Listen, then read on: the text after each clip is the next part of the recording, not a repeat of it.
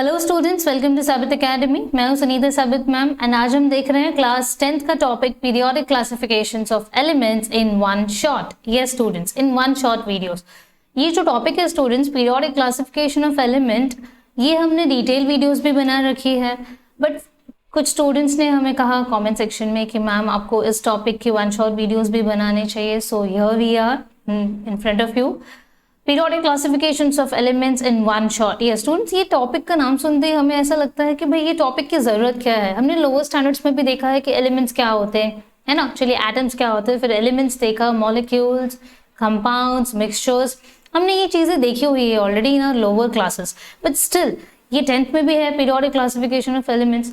तो इसकी जरूरत क्या है स्टूडेंट्स? चलिए ज्यादा इन डिटेल नहीं तो भी एक बेसिक एग्जाम्पल देते हैं स्टूडेंट्स। हमारी बॉडी के कुछ रिक्वायरमेंट्स होते हैं, जैसे फॉर एग्जांपल अगर हम ले ले breathing process. Yes, breathing process में जो इनहेलेशन एंड एक्सहेलेशन होता है, हैव यू सो ऑब्वियसली सबको पता है कि जब हम इनहेल करते हैं तो ऑक्सीजन लेते हैं, we breathe in oxygen and we breathe out carbon dioxide. Yes, तो don't you think so that oxygen, carbon dioxide, something like that, ये सारे एलिमेंट्स से बने हुए हैं, है ना। पहले एलिमेंट्स हुआ, देन मॉलिक्यूल्स एंड कंपाउंड्स तो बने। फिर हमारे बॉडी के जो रिक्वायरमेंट्स है, जैसे बॉडी में बोन्स की रिक्वायरमेंट होती है, कैल्शियम की, ब्रेन की रिक्वायरमेंट होती है आयोडीन की, है ना, proper development of brain. So calcium, magnesium, iron, ये सारे क्या है स्टूडेंट्स? एलिमेंट्स की जरूरत हमारी बॉडी को हमेशा हमेशा रहने वाली है students. So don't you think so periodic classification of elements पढ़ना बहुत जरूरी है? Yes, periodic classification of elements देख रहे हैं स्टूडेंट्स। तो देखते हैं क्लासिफिकेशन ऑफ एलिमेंट्स क्या होता है स्टूडेंट्स। क्लासिफिकेशन, है ना, क्लासिफिकेशंस। यस, ये जो टर्मिनोलॉजी है इसका मतलब क्या है भाई? चीजों को सेग्रीगेट करना, चीजों को अपनी अपनी जगहों पे रखना, है ना। जैसे अगर हम घर की बात कर ले, घर पे जो हमारा बुक शेल्फ होगा, हम वहाँ पे नोटबुक की सेक्शंस अलग रखते हैं, टेक्स्ट बुक्स की सेक्शंस अलग रखते हैं। यस, हमारे प्रैक्टिकल हैंडबुक्स अलग होते हैं। यस, जर्नल्स अलग रखते हैं। या हम सब कुछ चीजें मिक्सअप कर देते हैं? नहीं ना, हम चीजें सॉर्ट आउट करके रखते हैं सो दैट कि जब भी हमें जिस चीज की जरूरत हो, जो सब्जेक्ट पढ़ना हो, वो सब्जेक्ट को हम निकाल सके easily. Yes, so classifications of elements में भी यही होता है स्टूडेंट्स। बहुत सारे एलिमेंट्स हैं, उन सबको क्लासिफाई कर दिया गया प्रॉपर रोज एंड कॉलम्स में इन अ टैबुलर फॉर्म, और फिर हमें उसे पढ़ने के लिए बहुत ही ईजी होगा, इसीलिए ऐसा किया गया। Yes, so students, periodic classifications of elements में क्लासिफिकेशन ऑफ एलिमेंट्स की बात कर रहे हैं तो एलिमेंट्स ओवरऑल कितने हैं? 118 एलिमेंट्स टिल टुडे मिल चुके हैं, ओके, डिस्कवर हो चुके हैं। यस, तो अगर 118 एलिमेंट्स हैं तो ये क्या एक ही साथ डिस्कवर हुए क्या? नहीं भाई, कोर्स ऑफ टाइम धीरे धीरे डेवलप हुआ, one by one with in the course of time discover होता रहा। यस, तो भाई जैसे जैसे डिस्कवरी चलती गई, एलिमेंट्स की प्रॉपर्टीज को भी स्टडी करना पड़ा। यस, हमने नहीं की, साइंटिस्ट ने की हमारे लिए। सो साइंटिस्ट सबसे पहले तो डॉबेरेनर जी आए। यस, फिर लॉ ऑफ ऑक्टेव, जिनके बारे में हम पढ़ने वाले हैं डिटेल में। उन्होंने क्या किया कि भाई एलिमेंट्स के बारे में जाना और एलिमेंट्स की प्रॉपर्टीज को उन्होंने स्टडी की, और एलिमेंट्स को प्रॉपर्टीज की स्टडी करने के बाद उन्होंने कहा कि जो भी एलिमेंट्स होते हैं, इनिशियली सबसे पहले जो भी एलिमेंट्स हैं उनकी दो क्लासेस होती हैं, first metals and second non metals. तो मेटल्स एंड नॉन मेटल्स को कैसे पता चला? Based on certain properties. Metals की हाई बॉइलिंग पॉइंट होती है, नॉन मेटल्स की लो बॉइलिंग पॉइंट होती है। मेटल्स सोनोरस होते हैं, नॉन मेटल्स के पास सोनोरस प्रॉपर्टी नहीं होती। लस्टरस होते हैं, non lustrous, and so on. ऐसे बहुत सी प्रॉपर्टीज हैं जो हम लोअर स्टैंडर्ड्स में भी पढ़ चुके हैं, एंड इवन हम क्लास 10th में भी अगेन इन मेटलर्जी चैप्टर जो है उसमें भी पढ़ने वाले हैं। ये स्टूडेंट्स, तो मेटलर्जी का चैप्टर भी अपलोड होने वाला है। सो अगर आपको मेटल्स के बारे में, उनकी प्रॉपर्टीज, उनकी केमिकल प्रॉपर्टीज के बारे में और भी जानना है, या फिर आपको उस टॉपिक को इन डिटेल में समझना है, तो you can just go to the topic there. Next students, elements की तो दो कैटेगरीज थी, देखी थी हमने। यस, थर्ड कैटेगरी, जैसे जैसे एलिमेंट्स डिस्कवर होते गए, पता चला कि भाई एलिमेंट्स सिर्फ मेटल्स और नॉन मेटल्स नहीं, बल्कि मेटलॉइड्स भी हो सकते हैं। अब मेटलॉइड्स क्या चीज है? ठीक है, मेटल्स एंड नॉन मेटल्स दोनों की कॉम्बिनेशनल प्रॉपर्टीज होल्ड करने वाला एलिमेंट होता है मेटलॉइड। ओके, सो अभी के लिए फिलहाल इतना ही जान लीजिए, metals, non metals and metalloids, तीन classes. Students, Dobereiner triad was a scientist who started classifications of element. Classification of element शुरू करने वाले फर्स्ट पर्सन थे। He was a German scientist and उन्होंने देखा कि भाई किसी भी एलिमेंट की सबसे बेसिक प्रॉपर्टी जो कि है उसकी एटॉमिक मास, उसी के बेसिस पे उन्होंने क्लासिफिकेशन करना शुरू किया। He is the person right in front of you. He said कि भाई एटॉमिक मासेस के बेसिस पे जब एलिमेंट्स की स्टडी कर रहे थे, कौन? यस ऑब्वियसली डॉबेरेनार ट्रायड्स, डॉबेरेनार जी। उन्होंने कहा कि जब वो एलिमेंट्स को स्टडी कर रहे थे, उनकी प्रॉपर्टीज के बारे में जान रहे थे, तो उन्होंने देखा कुछ एलिमेंट्स स्पेशली यहाँ पे उन्होंने कहा है ग्रुप ऑफ 3 एलिमेंट्स।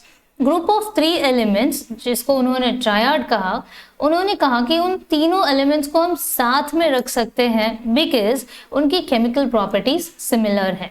ठीक है, अब क्योंकि इन तीनों एलिमेंट्स को वो एक ग्रुप में रख रहे हैं जिसका नाम है triad based on similar chemical properties, उन्होंने इसी के बेसिस पे उनकी थ्योरी प्रेजेंट की।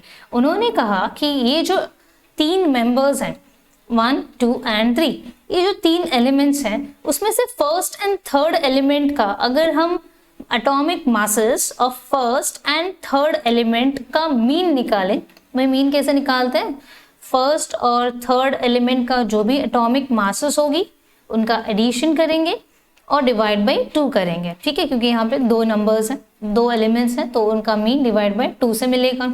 यस, तो फर्स्ट एंड थर्ड एलिमेंट का एटॉमिक मासेस का मीन निकालने पर पता चला कि जो मिडिल एलिमेंट है उसका atomic mass is equal to them. ठीक है, चलिए इसको थोड़ा डिटेल में समझते हैं। एक टेबल लिया हुआ है हमने जिसमें 3 एलिमेंट्स के ग्रुप्स लिखे गए हैं, फिर उसकी एटॉमिक मासेस इंडिविजुअली लिखी गई है, first, second and third. So first group हमने यहाँ पे लिया हुआ है students lithium, sodium and potassium. Lithium का एटॉमिक मास नंबर है 6.9, फर्स्ट एलिमेंट हो गया। थर्ड एलिमेंट जो कि पोटेशियम है, आप देख रहे हो यहाँ पे पोटेशियम का एटॉमिक मास है 39.1। यस, तो पोटेशियम का एटॉमिक मास 39.1 और लिथियम का एटॉमिक मास 6.9 को ऐड करके उसका मीन निकाला गया, जिसका मीन निकला 23.0 एंड 23.0 जो कि एग्जैक्टली एटॉमिक मास है ऑफ सोडियम, जो कि हमारा मिडिल एलिमेंट है ना, यानी सेकेंड एलिमेंट। यस स्टूडेंट्स, तो होप सो थोड़ा आइडिया आ गया आपको। चलिए अब देखते हैं दूसरे ग्रुप की तरफ। Yes, calcium, strontium and beryllium. Calcium का एटॉमिक मास है 40.1, बेरिलियम की एटॉमिक मास है 137.3। इन दोनों के एटॉमिक मासेस को ऐड अप करके डिवाइड बाय 2 करने पे जो मीन वैल्यू मिला दैट इज 88.7। ठीक है, ये मीन वैल्यू है 88.7, बट एक्चुअल में जो स्ट्रोंटियम की एटॉमिक मास है that is 87.6, so somewhat it is nearer to the value, mean value. Yes, third group अगर देखिए that is chlorine, bromine and iodine. Chlorine, bromine and iodine में chlorine का atomic mass है 35.5, iodine का atomic mass है 126.9 और इन दोनों का जब मीन निकाला गया so we got the mean as 81.2, जो कि ब्रोमीन की एटॉमिक मास होनी चाहिए एंड एक्चुअल वैल्यू है उसकी 79.9। तो समवेयर वो कहीं ना कहीं कोरिलेट कर रहा था। यस स्टूडेंट्स, इसमें एक प्रॉब्लम ये आ गई कि 1, 2, 3 हमने ये 3 ग्रुप्स देखे, बट जैसे ही डॉबेरेनर जी आगे ग्रुप्स बनाते गए of 3 elements each in group, तो उन्होंने देखा कि एक्चुअल मास और जो मीन है उसमें बहुत डिफरेंसेस आ रहा है। Okay, and because of that he couldn't place all the elements which was discovered. जितने भी एलिमेंट्स डिस्कवर हुए थे उन सब को इस ग्रुप में नहीं डाल पाए एंड यही उनका डिमेरिट रह गया students. And because of this Dobereiner law of triad इसीलिए यूनिवर्सली एक्सेप्टेड नहीं हो पाया स्टूडेंट्स, क्योंकि काफी सारे उसमें फ्लॉज थे, काफी सारी कमियां थी। So next we will be learning about Newlands law of octave. भाई इन्होंने किस तरह उनके टेबल की क्लासिफिकेशंस की, है ना, एलिमेंट्स की क्लासिफिकेशंस की उन्होंने अपने टेबल में। तो चलिए जानते हैं जॉन न्यूलैंड के टेबल के बारे में। तो जॉन न्यूलैंड जी ने भी देखा कि एक एलिमेंट की प्रॉपर्टी उसकी एटॉमिक मास से कोरिलेट करती है। Yes, how come? उन्होंने देखा कि एक property, the properties of an element is related to the atomic masses, जो कि डॉबेरेनर ट्रायड जी ने भी कहा। So he was totally agreeing with that point. Yes, तो उन्होंने कहा कि भाई वो भी क्लासिफिकेशन करेंगे एलिमेंट्स की। उन्होंने क्लासिफिकेशन करना शुरू किया इन द ईयर 1866 एंड उन्होंने क्लासिफिकेशन करते वक्त कहा कि भाई जो एलिमेंट्स को हम रखेंगे इन अ टेबल, ओके, तो अरेंजमेंट्स कैसे करेंगे? भाई रैंडमली किसी को भी कहीं रख दिया, ऐसा है क्या? नहीं, ठीक है, एलिमेंट्स को हम increasing order of atomic masses के बेसिस पे ही अरेंज करेंगे, जो कि डॉबेरेनर जी ने भी की थी। यस, सो डॉबेरेनर जी की फर्स्ट पॉइंट जॉन न्यूलैंड जो कि साइंटिस्ट हैं, उन्होंने भी एक्सेप्ट की और सेकंड पॉइंट भी एक्सेप्ट की कि भाई increasing order of atomic masses में हम अरेंज करेंगे। तो अरेंज करना शुरू किया और जैसे ही उन्होंने अरेंज करना शुरू किया, उन्होंने देखा एलिमेंट्स की एटॉमिक मासेस को उन्होंने अरेंज करने की सोची तो हाइड्रोजन सबसे छोटा है और थोरियम सबसे बड़ा है। तो छोटे से शुरुआत करते हुए सबसे बड़े तक पहुंचे और उन्होंने अरेंजमेंट करना शुरू किया। सो while arranging he saw that कि जैसे ही वो 1 2 3 4 ऐसे एलिमेंट्स रख रहे थे, अरेंजमेंट्स कर रहे थे, तो उन्होंने देखा कि every eighth element, I'm repeating, every eighth element is holding properties similar to that of the first one। अच्छा चलिए अभी इसको थोड़ा सा एक एग्जाम्पल लेके समझते हैं। उन्होंने कहा कि एवरी एट्थ एलिमेंट, चलिए मैंने यहाँ पे एक टेबल लिया हुआ है, कुछ एलिमेंट्स है और उसकी एटॉमिक मासेस हैं। तो यहाँ पे 7 एलिमेंट्स हैं एंड 8th एलिमेंट उसके नीचे एग्जैक्टली। तो लिथियम से शुरू करते हुए lithium, beryllium, boron, carbon, nitrogen, oxygen and fluorine is the 7th element. 8th element that is sodium। तो lithium is exactly placed, क्योंकि sodium is the 8th element and lithium is the first element, so first element और 8th element same properties दिखाते हैं according to Newton's law of octaves। yes, तो उसको उसके नीचे रखा गया, lithium फर्स्ट एलिमेंट और उसका 8th एलिमेंट आ गया सोडियम, जो कि लिथियम के नीचे प्लेस्ड है। तो सिमिलरली स्टूडेंट्स, बेरिलियम के नीचे मैग्नीशियम होगा क्या? Yes definitely. एंड ऐसे करते करते बेरिलियम के नीचे मैग्नीशियम, बोरॉन के नीचे एल्यूमिनियम, कार्बन के नीचे सिलिकॉन, क्योंकि कार्बन अगर फर्स्ट एलिमेंट हुआ तो उसके बाद 8th एलिमेंट हो जाता है हमारा सिलिकॉन। नेक्स्ट नाइट्रोजन के नीचे फॉस्फर, ऑक्सीजन के नीचे सल्फर एंड फ्लोरीन के नीचे क्लोरीन, क्योंकि fluorine is the first element and chlorine is the 8th element. तो every 8th element is repeating the property similar to that of the first को उन्होंने भाई इस टेबल में अरेंज कर दिया। ठीक है, नेक्स्ट वो कह रहे हैं कि भाई ये उनको आइडिया आया कहाँ से?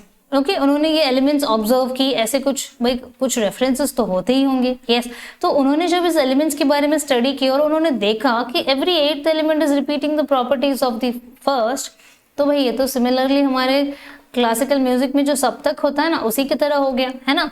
सा रे गा मा पा दा नी, अगेन कम्स सा, है ना। तो फर्स्ट और 8th एलिमेंट तो सेम हो गया यहाँ पे। तो सिमिलरली जो बॉलीवुड म्यूजिक है, यस, तो उसमें भी हम देखते हैं octaves, yes, dough re mi fa so la ti, again comes dough.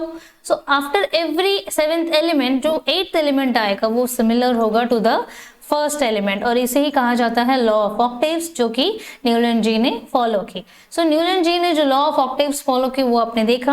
अब उनकी अरेंजमेंट्स को देखते हैं हम, जो टेबुलर फॉर्म में होगी। तो न्यूलैंड्स लॉ ऑफ ऑक्टेव ने एक टेबल बनाए 7 × 8 डायमेंशन की, जो कि 56 बॉक्सेस वाली टेबल है। ये आप देख सकते हो यहाँ पे। उन्होंने कहा कि ये जो सप्तक या फिर लॉ ऑफ ऑक्टेव्स उन्होंने उस टेबल में एलिमेंट्स में अप्लाई की थी, उन्होंने उसी टेबल में अरेंज कर दी। यस, तो एक प्रॉब्लम ये आ रही थी स्टूडेंट्स, यस, यहाँ आ गया डीमेरिट्स। तो स्टूडेंट्स प्रॉब्लम ये थी कि उन्होंने जितने भी एलिमेंट्स अभी तक लॉ ऑफ ऑक्टेव के बेसिस पे अरेंज की थी, वो टिल कैल्शियम ये रूल फॉलो कर रहा था। That means till calcium Newland law of octave was followed. आगे जितने भी एलिमेंट्स डिस्कवर हुए या फिर जितने भी एलिमेंट्स एग्जिस्ट कर रहे हैं, वो सारे इस ग्रुप में एग्जिस्ट नहीं कर पा रहे, ओके, नहीं आ पा रहे थे इस ग्रुप में, एंड इसी की वजह से उनका टेबल से कुछ एलिमेंट्स टेबल से बाहर रह गए।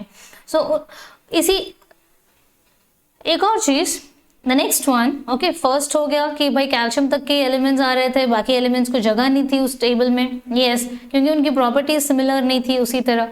तो सेकेंड डीमेरिट आ गया स्टूडेंट्स ये कि उन्होंने देखा कि कुछ एलिमेंट्स सिमिलर प्रॉपर्टीज दिखा रही हैं, बट फिर भी उनकी जगह को वो फिक्स नहीं कर पाए। तो इस वजह से उन्होंने 2 एलिमेंट्स को एक ही जगह प्लेस कर दी, जैसे कोबाल्ट एंड निकल हो गया, 2 एलिमेंट्स एक ही position, and cerium and lanthanum उन्होंने एक ही जगह पे रख दी। ठीक है, फा वाले नोट के भी अंदर CeL है, डो वाले नोट पे या फिर सा वाले नोट पे कोबाल्ट एंड निकल है। तो स्टूडेंट्स 2 एलिमेंट्स को एक ही जगह पे रखा गया, ये भी तो एक डीमेरिट है। यस, 2 बच्चे अगर सेम रोल नंबर के होंगे तो भाई उनमें फाइटिंग तो होगी, भाई किसे सबसे ज्यादा मार्क्स मिला, है ना। यस, तो ये प्रॉब्लम आ जाएगी। नेक्स्ट स्टूडेंट, ये तो लिमिटेशंस थी। उन्होंने देखा कि कुछ एलिमेंट्स अलग अलग प्रॉपर्टीज होल्ड कर रहे थे, बट फिर भी उनको उसी नोट पे रखा गया, सेम नोट पे रखा गया। जैसे फॉर एग्जाम्पल स्टूडेंट्स अगर एग्जाम्पल देखें तो कोबाल्ट एंड निकल जो कि एक मेटल है, उसे फ्लोरीन, क्लोरीन एंड ब्रोमीन जो कि हैलोजेंस हैं उसमें रखा गया। कोबाल्ट एंड निकल मेटल्स हैं, fluorine, chlorine and bromine those are halogens. तो हैलोजेंस को हम मेटल्स में रख रहे हैं या फिर मेटल्स को हैलोजेंस में रख रहे हैं, ऐसा भी कह सकते हैं। नॉट ओनली दैट, अगर हम देखें टी या फिर नी वाले लास्ट ग्रुप में, तो वहां पे ऑक्सीजन एंड सल्फर जो कि नॉन मेटल्स हैं, उसे आयन एंड सीरियम मेटल्स के साथ रखा गया है। ओके ये सारे मेटल्स हैं, Fe and Se are metals, O and S are non metals, and उन दोनों को उसके साथ रखा गया है। भाई ये तो प्रॉब्लम हो गई। कोबाल्ट एंड निकल जो कि मेटल्स हैं उसके साथ रखा जाता तो we would have been understood कि भाई मेटल्स को मेटल्स के साथ रखा गया, बट नॉन मेटल्स को मेटल्स के साथ और हैलोजेंस को मेटल्स के साथ, भाई ये थोड़ा तो गड़बड़ हो गया। यस तो ये उसकी कुछ लिमिटेशंस रही स्टूडेंट्स। इतना ही नहीं, उन्होंने कुछ और लिमिटेशंस भी लिस्ट आउट कर रखी थी अपने टेबल में। वो ये थी कि स्टूडेंट्स अगर फ्यूचर में कुछ एलिमेंट्स डिस्कवर होते हैं तो उन्हें कहाँ रखा जाए, first, second, third, fourth, fifth, sixth position कहाँ रखा जाए, इसका कोई प्रोविजन ही नहीं दिया था। ठीक है, not only this students, the properties of new elements discovered later on did not fit into the table. उन्होंने देखा कि कुछ एलिमेंट्स जो फ्यूचर में डिस्कवर हुए थोड़े टाइम के बाद, उनकी कुछ प्रॉपर्टीज पता चली और वो प्रॉपर्टीज इस पीरियोडिक टेबल में जो लॉ ऑफ ऑक्टेव थी उस प्रॉपर्टी के साथ बिल्कुल मैच नहीं कर रही थी। भाई उन एलिमेंट्स को फिर क्या करे, कहाँ रखे, है ना। तो ये एक बड़ी समस्या थी। यस तो इन समस्याओं को उन्होंने लिस्ट आउट कर दी, एंड ऑब्वियसली लिमिटेशंस हैं तो भाई यूनिवर्सली कैसे एक्सेप्ट होगी। तो इन लिमिटेशंस को फिर ध्यान में रखते हुए next person comes, that is Mendeleev, and Mendeleev ji ने Dobereiner triad and Newlands law of octave दोनों के पीरियोडिक क्लासिफिकेशंस ऑफ एलिमेंट्स को समझी, है ना, उनके अलग अलग तरीके समझे कि भाई डॉबेरेनॉर्ड जी ने किस तरह ट्रायड में अरेंज की, न्यूलैंड्स लॉ ऑफ ऑक्टेव जी ने किस तरह ए लॉ ऑफ ऑक्टेव्स के बेसिस पे उन्होंने अपने एलिमेंट्स की अरेंजमेंट्स की, और फिर उन दोनों के लिमिटेशंस को ध्यान में रखते हुए उन्होंने भी पीरियोडिक क्लासिफिकेशंस ऑफ एलिमेंट करना शुरू किया। सो Mendeleev, whose name was Dmitry Mendeleev, he was a Russian scientist. He started developing his periodic table from the year 1869 to 1872 AD. उन्होंने 1869 से लेकर 1872 तक अपने पीरियोडिक टेबल को वो अरेंज करते रहे। यस स्टूडेंट्स इतने टाइम ड्यूरेशन में अरेंज करते रहे तो भाई कुछ तो अच्छे पॉइंट्स होंगे ही होंगे। Yes definitely. And students Mendeleev ji के पीरियोडिक टेबल में जो मेरिट्स एंड डीमेरिट्स हैं वो क्वेश्चंस में आते ही हैं एग्जाम पेपर्स में। ओके बोर्ड एग्जाम्स में आप देखोगे मेंडलीव का demerit and Mendeleev's periodic table के डीमेरिट्स एंड मेरिट्स पूछे जाते हैं। सो इस टॉपिक को ध्यान से देखिएगा। Yes So students, Mendeleev considered the fundamental property of an element, that is the atomic mass. उन्होंने कहा कि एक fundamental property of an element होगी उसकी atomic mass as a standard and arranged. उन्होंने कहा कि atomic mass एक fundamental property है and इसी standard को follow करते हुए उन्होंने 63 elements की arrangements करी। Students, can you imagine 63 elements तब तक डिस्कवर हो चुका था। तो 63 एलिमेंट्स को उन्होंने atomic basis, increasing order of atomic basis के पॉइंट्स पे अरेंज करना शुरू किया। यस अब जब अरेंज कर रहे थे तो उन्होंने कुछ की पॉइंट्स लिस्ट आउट की। Yes now what is that, उन्होंने कहा कि जब हम कभी भी किसी एलिमेंट को किसी ग्रुप में अरेंज कर रहे होते हैं, दो एलिमेंट्स को एक ग्रुप में अरेंज कर रहे हैं, ठीक है, तो तीन एलिमेंट्स को एक ग्रुप में, जितने भी एलिमेंट्स होंगे अगर हम उन्हें एक ग्रुप में डालना चाह रहे हैं तो हमें कौन से पॉइंट्स पे फोकस करनी चाहिए। यस तो सबसे पहला की पॉइंट है the chemical and physical properties of an element. Second property is the molecular formula of hydrides and oxides of elements. First chemical and physical property, second उन्होंने कहा कि जो मॉलिक्यूलर फॉर्मूला बनाएगी कौन, एलिमेंट, किसके साथ, हाइड्राइड्स के साथ और ऑक्साइड्स के साथ। ओके तो जो भी मॉलिक्यूलर फॉर्मूला एक एलिमेंट बनाएगी उसी के हाइड्राइड्स या फिर ऑक्साइड्स के साथ, उसके बेसिस पे भी उनका क्लासिफिकेशन हो सकता है। Next is melting point and boiling point. ये मेल्टिंग पॉइंट किसकी ज़्यादा है, किसकी कम है, and so on. Similarly boiling point ज़्यादा कम के बेसिस पे हम अरेंज कर सकते हैं। नेक्स्ट उसकी डेंसिटीज।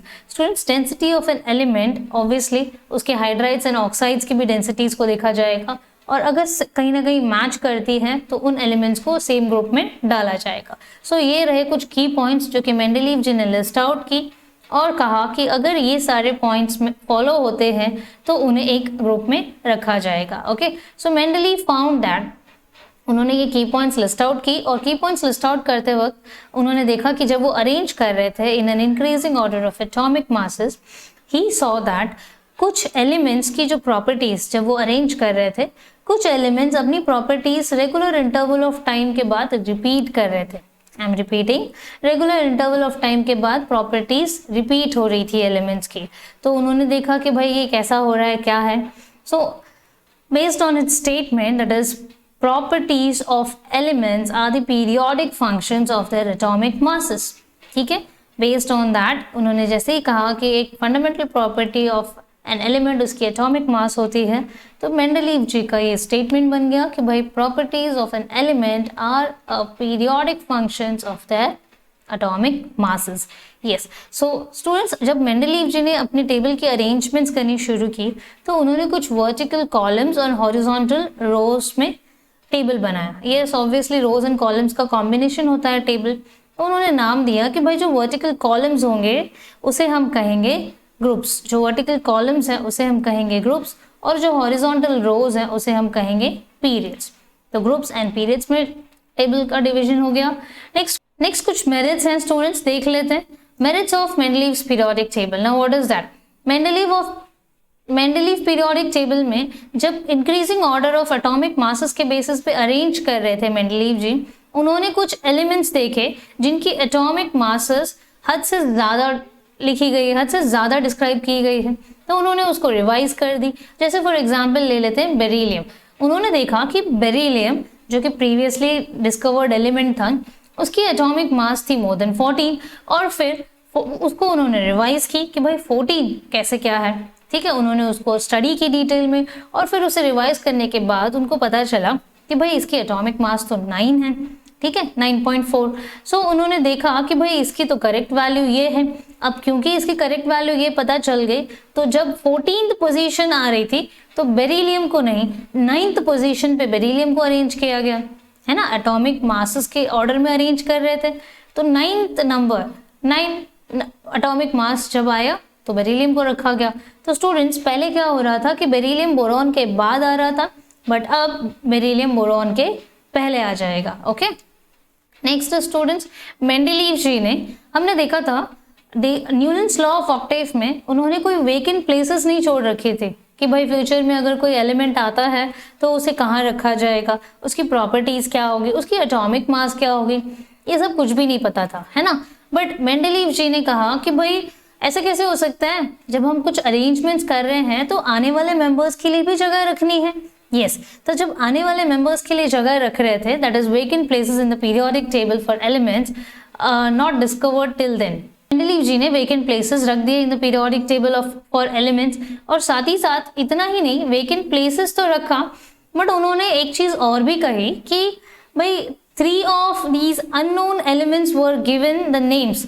ऐसे अननोन एलिमेंट्स थे, 3 अननोन एलिमेंट्स थे जिनका नाम भी दिया गया, जैसे कि एका बोरॉन, एका एल्यूमिनियम एंड एका सिलिकॉन फ्रॉम देयर नेबर्स, मतलब जो आसपास के एलिमेंट्स थे ना, ठीक है, उन एलिमेंट्स की प्रॉपर्टीज को देखा, और इस एलिमेंट जो कि अननोन थी, कहा गया कि अगर राइट और लेफ्ट एलिमेंट ऐसे हैं और अगर बीच में कोई एलिमेंट आएगा, आई एम रिपीटिंग स्टूडेंट्स, राइट और लेफ्ट के एलिमेंट्स को देखा गया, उसके नेबर्स को देखा गया, उसके ग्रुप्स को देखा गया, उसके पीरियड को देखा गया, और कहा गया कि भाई अगर कोई ऐसा एलिमेंट आता है with so and so properties तो उसका नाम एका बोरॉन रखा जा सकता है और उसकी एटॉमिक मास इतनी हो सकती है। उन्होंने प्रेडिक्ट की थी स्टूडेंट्स। ओके, वही प्रेडिक्शंस हैं, थोड़ा बहुत ऊपर नीचे तो हो ही सकता है। यस, सो एका बोरॉन का एटॉमिक मास 44, एका एल्यूमिनियम का 68, एका सिलिकॉन की 72 एटॉमिक मासेस उन्होंने प्रेडिक्ट कर रखी थी। सो स्टूडेंट्स, सिर्फ नाम और एटॉमिक मासेस ही प्रेडिक्ट की थी क्या? नहीं students, he was such a genius, not only the atomic masses or the names of the unknown elements, उन्होंने properties भी बता रखी थी, predictions। yes, he said that कि भाई आसपास के लोग ऐसे हैं तो अगर ये आएगा तो ऐसा हो सकता है ना। तो स्टूडेंट्स, जब उनकी तो ये प्रेडिक्शंस थी। जब फ्यूचर में कुछ टाइम के बाद उनकी पीरियोडिक टेबल बन गई और फिर कुछ टाइम के बाद जब डिस्कवरी हुई कुछ एलिमेंट्स की और देखा गया कि भाई ऐसे ही एलिमेंट्स थे, इसी प्रॉपर्टीज की, ऐसे ही एटॉमिक मासेस थी, तो उसका नाम रिवाइज किया गया। Now what is that? एका बोरॉन का नाम रख दिया गया स्कैंडियम, एका एल्यूमिनियम का गैलियम एंड एका सिलिकॉन का जर्मेनियम। भाई ये मॉडर्न नाम कह सकते हैं हम इसे, यस। तो एका बोरॉन का स्कैंडियम, एका एल्यूमिनियम का गैलियम एंड एका सिलिकॉन का germanium. Okay, so the properties, भाई नाम तो ठीक है, एटॉमिक मासेस भी ठीक है, बट जो प्रॉपर्टीज प्रेडिक्ट की थी मेंडलीव जी ने, क्या वो सेम थी? भाई चलिए वो भी देख लेते हैं। सो मेंडलीव की जो प्रेडिक्शंस थी, एटॉमिक मासेस कितनी होगी, डेंसिटी कितनी होगी, मेल्टिंग बॉइलिंग पॉइंट, उसके ऑक्साइड्स एंड सो ऑन, भाई क्या ये एग्जैक्टली मैच कर रही थी उसी एलिमेंट्स के साथ? तो चलिए एग्जाम्पल देखते हैं एका एल्यूमिनियम की। एका एल्यूमिनियम की अगर बात करें, एटॉमिक मास 68 दिया गया एंड गैलियम का 69.7। ठीक है भाई, समवेयर प्रेडिक्शंस थी ना, थोड़ा बहुत तो yes. Next density 5.9, yes, gallium की डेंसिटी 5.94 थी। मेल्टिंग पॉइंट लो कहा था, 30 है। Formula of chloride by E, यानी जो भी एलिमेंट होगी और वो Cl3 फॉर्म में अरेंज हो जाएगी, क्लोराइड्स बनाएगी। भाई गैलियम की भी GaCl3।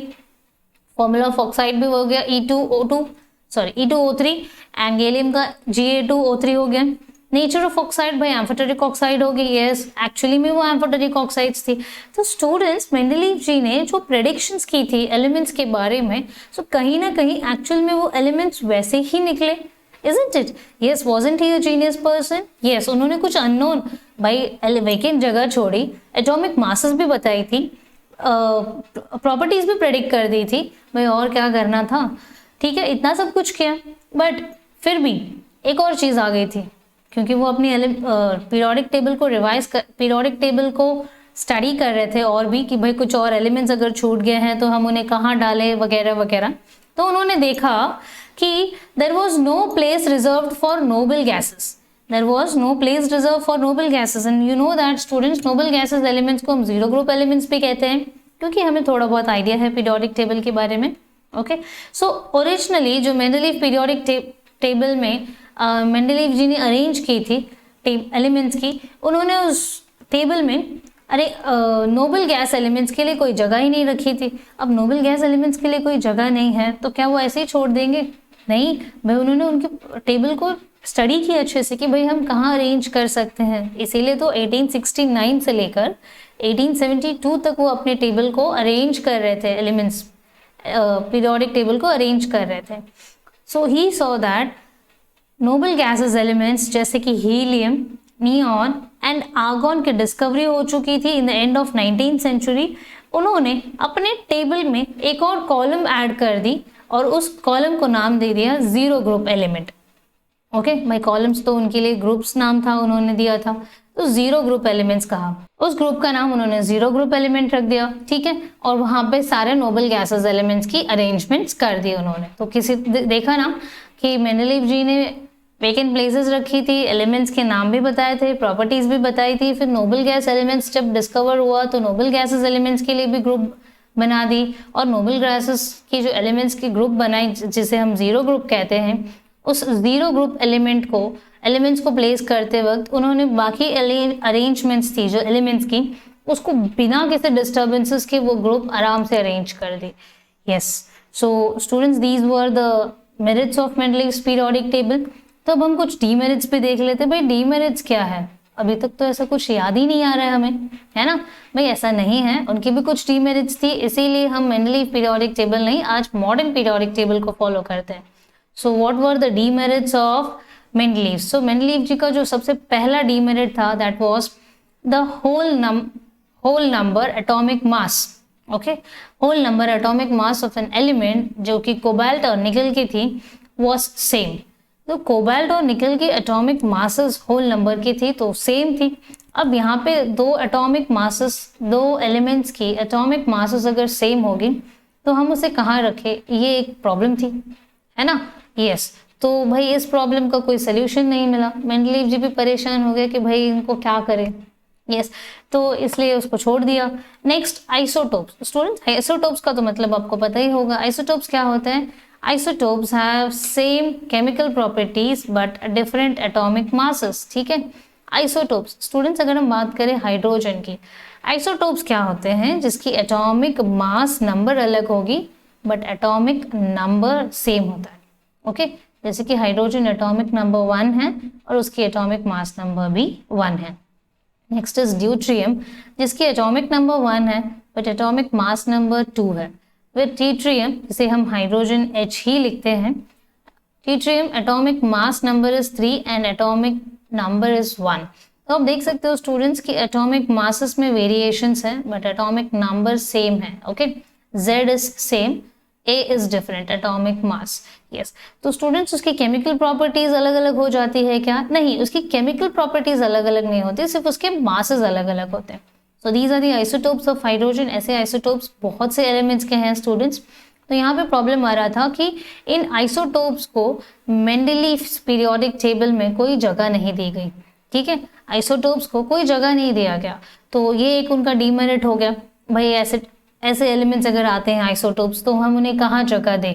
ये उन्होंने कुछ प्रेडिक्शंस भी नहीं किए थे कि भाई ऐसा हो सकता है, ऐसे रखा जा सकता है, कोई प्रोविजंस ही नहीं बनाए थे।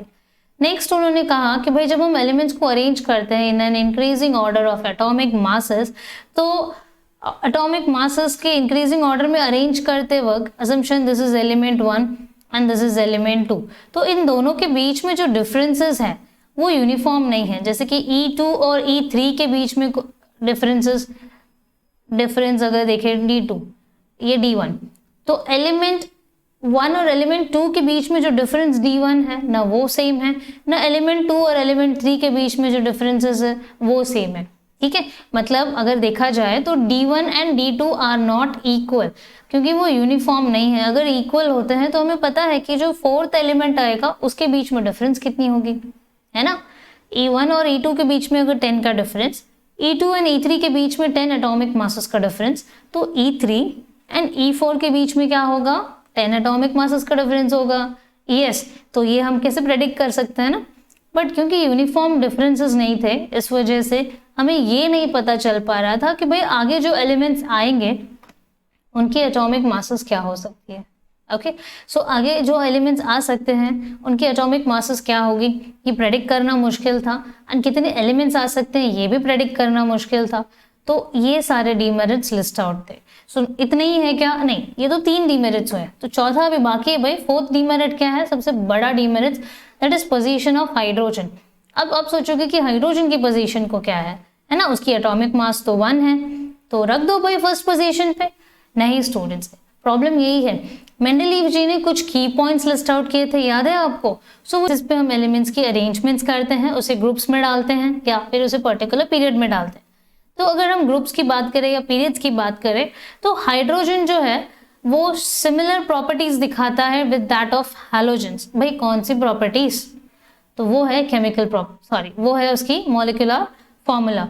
स्टूडेंट्स जो हैलोजेंस हैं उनकी मॉलिक्यूलर फॉर्मूला है F2 या Cl2, और हाइड्रोजन भी मॉलिक्यूलर वाइज H2 ही दिखाता है। ओके चलिए टेबल में देख लेते हैं। Elements with molecular formula H2 and halogens तो पता ही है कि भाई वो Cl2, Br2, I2 and so form में होता है। कंपाउंड्स विद मेटल्स कैसे बनाता है उसकी मॉलिक्यूलर फॉर्मूला? भाई NaH, और हैलोजेंस की भी NaCl। Yes compounds with non metals उसकी मॉलिक्यूलर फॉर्मूला भाई CH4 that is methane and CCl4 that is carbon tetrachloride. भाई ये किसी भी एंगल से देखो हैलोजेंस की तरह ही केमिकल फॉर्मूलाज दिखा रहा है। तो ये एक प्रॉब्लम है कि भाई हाइड्रोजन को हम रखे कहाँ? ग्रुप 7 हैलोजेंस के साथ रखे, या फिर अगर हम दूसरा देखें that is hydrogens show similar properties with alkali metals, और वो है केमिकल प्रॉपर्टी। ठीक है, एल्कली मेटल्स के साथ उसकी केमिकल प्रॉपर्टीज सेम है जो कि ग्रुप 1 को बिलोंग करती है। अब केमिकल प्रॉपर्टीज मतलब कैसे? देखिए कंपाउंड्स ऑफ हाइड्रोजन की अगर हम बात करें, देखा था ना हमने hydrides and oxides, chlorides, sulphides, ये सारे क्या है? केमिकल प्रॉपर्टीज हैं। तो कंपाउंड्स ऑफ हाइड्रोजन जो कि HCl के साथ है, halogen, oxygen, sulphur, okay metals, non metals के साथ, क्लोराइड के साथ, या फिर मोर प्रिसाइसली अगर हम कहें हैलोजेंस के साथ उसके सारे कंपाउंड्स ऑफ हाइड्रोजन के फॉर्मूलाज सेम है, केमिकल प्रॉपर्टीज सेम है टू दैट ऑफ सोडियम जो कि ग्रुप 1 का मेंबर है, जैसे हम कहते हैं एल्कली मेटल्स। ओके, कौन सी कली? एल्कलीस। यस, ये अनारकली वगैरह नहीं, एल्कली मेटल्स हैं। सो NaCl एंड Na2O और Na2S। अब देख सकते हो हाइड्रोजन भी यहाँ पे H2 फॉर्म में है, Na भी यहाँ पे Na2 फॉर्म में है, O oxygen with single oxygen and so on. तो compounds of hydrogen and compounds of sodium हमने देखा स्टूडेंट्स किस तरह वो केमिकल प्रॉपर्टीज सिमिलर दिखा रहा है हाइड्रोजन विद एल्कली मेटल्स।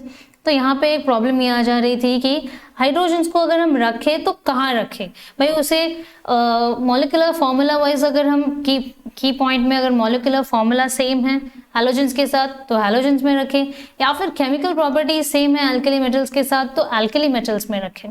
तो ये एक तरह का कंफ्यूजन है। तो इस कंफ्यूजन का कोई सोल्यूशन नहीं दिया गया बाय मेंडलीव एंड इसी वजह से उसे फर्स्ट ग्रुप में भी कभी कभी देखा जाता है और कभी कभी हैलोजेंस के साथ भी देखा जाता है। ओके, तो ज़्यादातर करके हम उसे एल्केलीज फर्स्ट में ही देखते हैं स्टूडेंट्स। सो उसकी कोई करेक्ट पोजीशंस नहीं डिफाइन कर पाए तो ये उसकी डीमेरिट्स थी।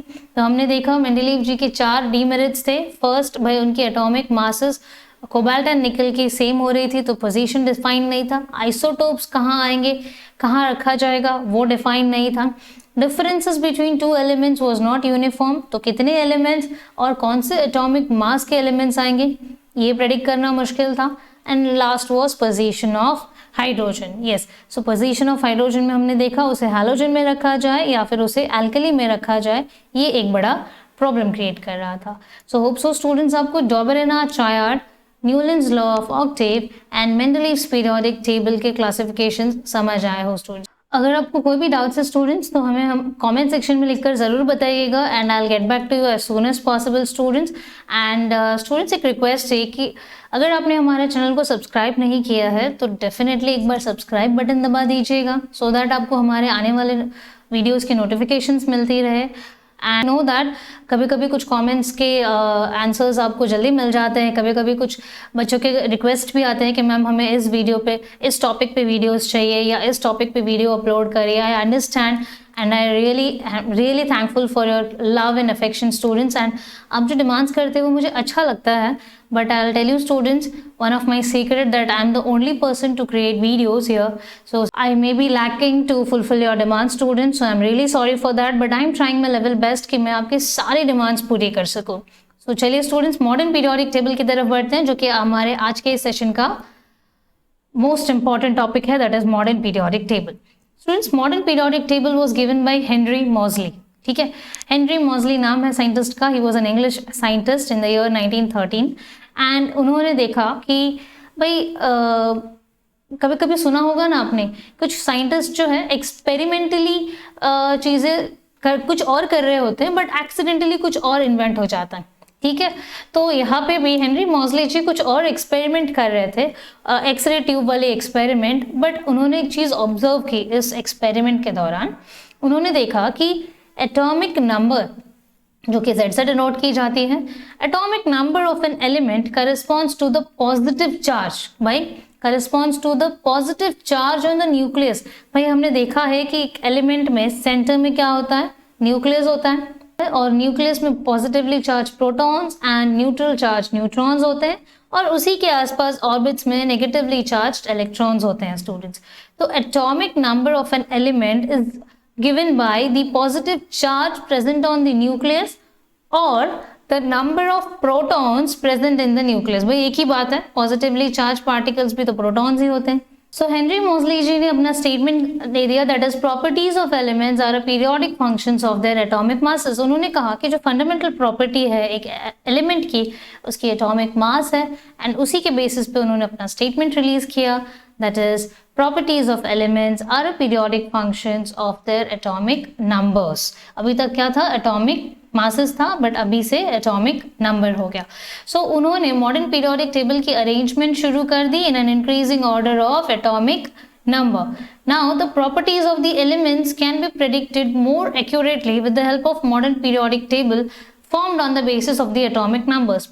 स्टूडेंट्स फर्स्ट एटॉमिक नंबर 1 है हाइड्रोजन के बाद एटॉमिक नंबर 2 एलिमेंट आएगा, एटॉमिक नंबर 3 आएगा, next atomic number 4, atomic number 5। तो हमें इस तरह से पता था कि भाई एक एलिमेंट और दूसरे एलिमेंट के बीच में डिफरेंसेस 1 है, तो नेक्स्ट भी डिफरेंसेस 1 ही होगी। यहाँ पे यूनिफॉर्म आ गया है ना, डिफरेंसेस यूनिफॉर्मिटी आ गई। तो हमें पता है कि भाई first, second, third, fourth, fifth ऐसे क्या होंगे, एटॉमिक नंबर्स होंगे और उसी के बेसिस पे अरेंजमेंट्स होगी एंड उसी के बेसिस पे उसकी प्रॉपर्टीज भी डिफाइन थी। Next students, as a result most of the drawbacks of Mendeleev's periodic table appear to be removed. अब स्टूडेंट्स अगर आप देखोगे मेंडलीव पीरियोडिक टेबल में ड्रॉबैक्स क्या थी कि भाई उन्हें पता ही नहीं था कि कितने एलिमेंट्स आ सकते हैं, दो एलिमेंट्स के बीच में डिफरेंसेस कितना है वो हो गया। दो एलिमेंट्स के बीच में अगर हमें कोई स्पेस छोड़ना है, कोई एलिमेंट्स अगर हमें पता नहीं है, जैसे अजम्पशन की एटॉमिक नंबर 1 है बट एटॉमिक नंबर 2 की एलिमेंट ही नहीं है, एटॉमिक नंबर 3 है, तो हमें पता है कि एटॉमिक नंबर 2 की एलिमेंट अगर आएगी तो कौन से पोजीशन पे होगी, है ना। तो ऐसे बहुत से ड्रॉबैक्स जो मेंडलीव जी की थी पीरियोडिक टेबल की, वो मॉडर्न पीरियोडिक टेबल में दूर हो गई। भाई कैसे, जैसे ही हमने एटॉमिक नंबर के बेसिस पे अरेंजमेंट करना शुरू किया, most of the drawbacks vanished, है ना, गायब। तो यहाँ पे स्टूडेंट्स मॉडर्न पीरियोडिक टेबल में एक और चीज की कमी, एक और चीज की प्रॉब्लम दूर हो गई जो कि मेंडलीव जी के टेबल में थी, that is ambiguity about the position of hydrogen. Ambiguity means confusion, भाई हाइड्रोजन को हम एल्केलीज में रखें या हाइड्रोजन को हम हाइड्रोजन को हम एल्केली में रखें या फिर हाइड्रोजन को हम हैलोजेंस में रखें। तो ये जो एम्बिग्यूटी थी, I am really sorry, modern periodic table में भी इस एम्बिग्यूटी को दूर नहीं कर पाया गया। ओके, तो ये उसका मतलब उसकी पोजीशन अभी भी फिक्स नहीं थी, वो एल्केलीज में भी रखी जा सकती थी और हैलोजेंस में भी रखी जा सकती थी। Yes, but the relation between the atomic number of an element and its electronic configuration is clearly seen in the modern periodic table. Students, electronic configuration क्या होती है देखेंगे। electronic configurations हमने lower standards में भी पढ़ा है स्टूडेंट्स, ठीक है, but still I'll tell you, atomic number and electronic configuration के बीच में correlation था। अब वो क्या था, ठीक है, अब वो correlation क्या था स्टूडेंट्स हम देखेंगे, but before looking into that हम पहले मॉडर्न पीरियोडिक टेबल का स्ट्रक्चर देख लेते हैं कि भाई मॉज़ली जी ने इतनी मेहनत से टेबल के अरेंजमेंट्स की, हम उस टेबल के अरेंजमेंट्स देख लेते हैं पहले। The modern periodic table contains 7 horizontal rows called periods, जो कि 1 to 7 में है स्टूडेंट्स, आप देख सकते हो यहाँ पे, और 18 वर्टिकल कॉलम्स जिसे हम ग्रुप्स कह सकते हैं, वो 1 to 18 थी। यस, स्टार्टिंग फ्रॉम 1 to 18, तो रोज एंड पीरियड्स में डिवाइड कर दी उन्होंने अपने टेबल को। Arrangements of the periods and groups results into a formation of boxes. Yes भाई, horizontal rows and vertical columns का जब इंटरसेक्शन होगा तो वो क्या करेगी, एक बॉक्स ही तो बनाएगी, और एक बॉक्स में एक ही एलिमेंट आ सकती है स्टूडेंट्स, ठीक है, एक बॉक्स में एक ही एलिमेंट रखा जाएगा। भाई स्ट्रिक्टली मोज़ले जी ने कहा कि मेंडलीव की तरह हम दो एलिमेंट्स को एक साथ नहीं रखेंगे, एक एलिमेंट को एक ही बॉक्स में रखा जाएगा। नेक्स्ट स्टूडेंट्स, हर एक बॉक्स में जो एक एलिमेंट होगा उस एलिमेंट में उसका नाम लिखा जाएगा जो कि x से डिनोट किया गया है। ओके, उस एलिमेंट का नाम लिखेंगे हम x, उसके ऊपर होगा उसका एटॉमिक नंबर और उसके नीचे होगा उसका atomic mass number. So atomic number ऊपर एंड एटॉमिक मास नंबर नीचे, बीच में उस एलिमेंट का नाम होगा, ये उस एलिमेंट का रिप्रेजेंटेशन होगा within the box. Okay, so ये तो रहा उसका वर्टिकल रोज एंड कॉलम्स की बातें, भाई ग्रुप्स एंड पीरियड्स में डिवाइड हो गए। ओके, फिर एक बॉक्स बन रही है, एक बॉक्स में उस एलिमेंट का नाम लिखा जाएगा। उस एलिमेंट का नाम कैसे होगा, सेंटर में उस एलिमेंट का नाम, उसका रिप्रेजेंटेटिव सिंबल और उसके ऊपर उसका एटॉमिक नंबर एंड नीचे एटॉमिक मास नंबर। अब इसके बाद स्टूडेंट्स हम एक और चीज देखेंगे, 7 पीरियड्स के नीचे अगर आप देखोगे तो आपको 2 रोज और दिखेंगे। उन 2 रोज को कहा गया है, भाई वो अलग से क्यों लिखा गया है, क्योंकि उस मॉडर्न पीरियोडिक टेबल में अगर हम उन 2 रोज में जो एलिमेंट्स हैं उसे अगर रख देते हैं तो बाकी पूरे टेबल का अरेंजमेंट्स बिगड़ जा रहा है, और ऐसा नहीं हो इसीलिए उन 2 पीरियड्स, उन 2 रोज को अलग से रखा गया है out of the 7th period. Okay, तो 6th एंड 7th पीरियड में ये एलिमेंट्स आते हैं, तो उसमें अगर आप देखोगे तो उसे हम कहते हैं lanthanides and actinide series. Okay, lanthanides and actinide series हम कहते हैं इसको। सबसे पहला होता है लैंथेनाइट्स जो कि 6th पीरियड में होता है, और एक्टिनाइट्स जो कि 7th पीरियड में होता है। ठीक है, जब हम एलिमेंट्स देखेंगे ना मॉडर्न पीरियोडिक टेबल में, then I will let you know कि भाई लैंथेनाइट्स कहाँ से शुरू होता है, कहाँ खत्म होता है, एक्टिनाइट्स कहाँ से शुरू होती है और कहाँ खत्म होती है। ओके, तो चलिए देखते हैं नेक्स्ट पॉइंट। ओवरऑल 118 एलिमेंट्स थे मॉडर्न पीरियोडिक टेबल में, including the elements in the 2 series. उसे प्लेस यानी उसे जगह दे दी गई 118 elements students. So the entire periodic table, अब हमने देख लिया कि पूरा पीरियोडिक टेबल का अरेंजमेंट्स देख लिया भाई, ग्रुप्स हो गए 1 to 18, फिर हमने पीरियड्स देख लिए 1 to 7, then lanthanides and actinide series नीचे आ गए, फिर एक बॉक्स में एक एलिमेंट होंगी, है ना, उस एलिमेंट में मिडिल में उसका नाम होगा यानी उसकी सिंबल होगी, उसके ऊपर उसकी एटॉमिक नंबर और उसके नीचे उस एलिमेंट के नाम के ऊपर एटॉमिक नंबर और नीचे atomic mass number. So now students, overall जो एंटायर हमारा मॉडर्न पीरियोडिक टेबल है entirely is divided into 4 sections. ये जो हमारा पूरा मॉडर्न पीरियोडिक टेबल है स्टूडेंट्स, आप देख सकते हो जो फर्स्ट हाइड्रोजन है उसकी पोजीशन अभी भी फिक्स नहीं है, इसीलिए उसे एल्कली मेटल्स के साथ भी रखा जा सकता है या फिर उसे हैलोजेंस के साथ भी रखा जा सकता है। ये एक तरह की एम्बिग्युइटी है जो अभी तक दूर नहीं हो पाई। So the first division is 4 blocks में डिविजन्स थी ना, तो फर्स्ट डिविजन आ गया एस ब्लॉक जो कि फर्स्ट एंड सेकेंड ग्रुप को होल्ड करती है। सेकेंड डिवीजन पी ब्लॉक है स्टूडेंट्स, ठीक है। नेक्स्ट इज डी ब्लॉक्स, आप देख सकते हो कि ग्रीन कलर के सेक्शन में है वो डी ब्लॉक, एंड लास्ट में आ जाता है fourth block that is F block, जो कि जो 2 सेपरेटेड रोज थे उसे कहा जाता है F block elements. D block elements को स्टूडेंट्स हम ट्रांजिशन एलिमेंट्स भी कहते हैं, ठीक है। डी ब्लॉक के जो एलिमेंट्स हैं उसे हम ट्रांजिशन एलिमेंट्स कहते हैं, या एफ ब्लॉक एलिमेंट्स को हम इनर ट्रांजिशन एलिमेंट्स भी कहते हैं स्टूडेंट्स। तो इन सब के रीजंस हम जानेंगे इन आवर हायर स्टैंडर्ड्स। तो फिलहाल अब हम इतना समझ लेते हैं कि भाई ये ट्रांजिशन इनर ट्रांजिशन एलिमेंट्स के नाम से भी जाने जाते हैं। ओके, तो चलिए बढ़ते हैं नेक्स्ट। तो नेक्स्ट पॉइंट देखते हैं under structure of modern periodic table, that is the zigzag lines. अब स्टूडेंट्स पूरे मॉडर्न पीरियोडिक टेबल को ब्लैक एंड व्हाइट में रखा गया है, एंड जो जिगजैग मैनर में है उसे हमने नाम दे दिया है मेटलॉइड्स। यस, अब स्टूडेंट्स मेटलॉइड्स जो है आप देखोगे पी ब्लॉक एलिमेंट्स में, पी ब्लॉक की जो ग्रुप है ना वहां दिखाई देगी आपको। यस, ये रहा हमारा पूरा पी ब्लॉक। ओके, सॉरी, ये है पी ब्लॉक एलिमेंट्स। तो स्टूडेंट्स पी ब्लॉक में आपको दिख रहा है कुछ मेटलॉइड्स लिखा हुआ है जो कि जिगजैग मैनर में है, जिगजैग मैनर। ओके, तो स्टूडेंट्स ये जो जिगजैग मैनर में लिखा गया है ऐसा कुछ लग रहा है ना कि इंडिया पाकिस्तान के बीच के ये बॉर्डर है। यस, चलिए ऐसा ही मान लीजिए भाई, ऐसा ही मान के चलते हैं इंडिया पाकिस्तान।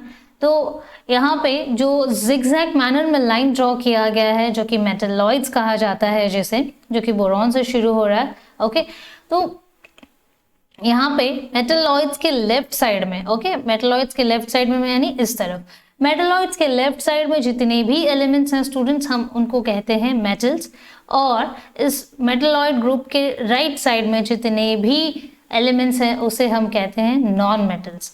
तो होप सो आपको याद रहेगा, राइट साइड में जितने भी एलिमेंट्स हैं उसे हम नॉन मेटल्स के कैटेगरी में डालते हैं, और मेटलॉइड्स के लेफ्ट साइड में जितने भी एलिमेंट्स हैं वो सारे मेटल्स हैं।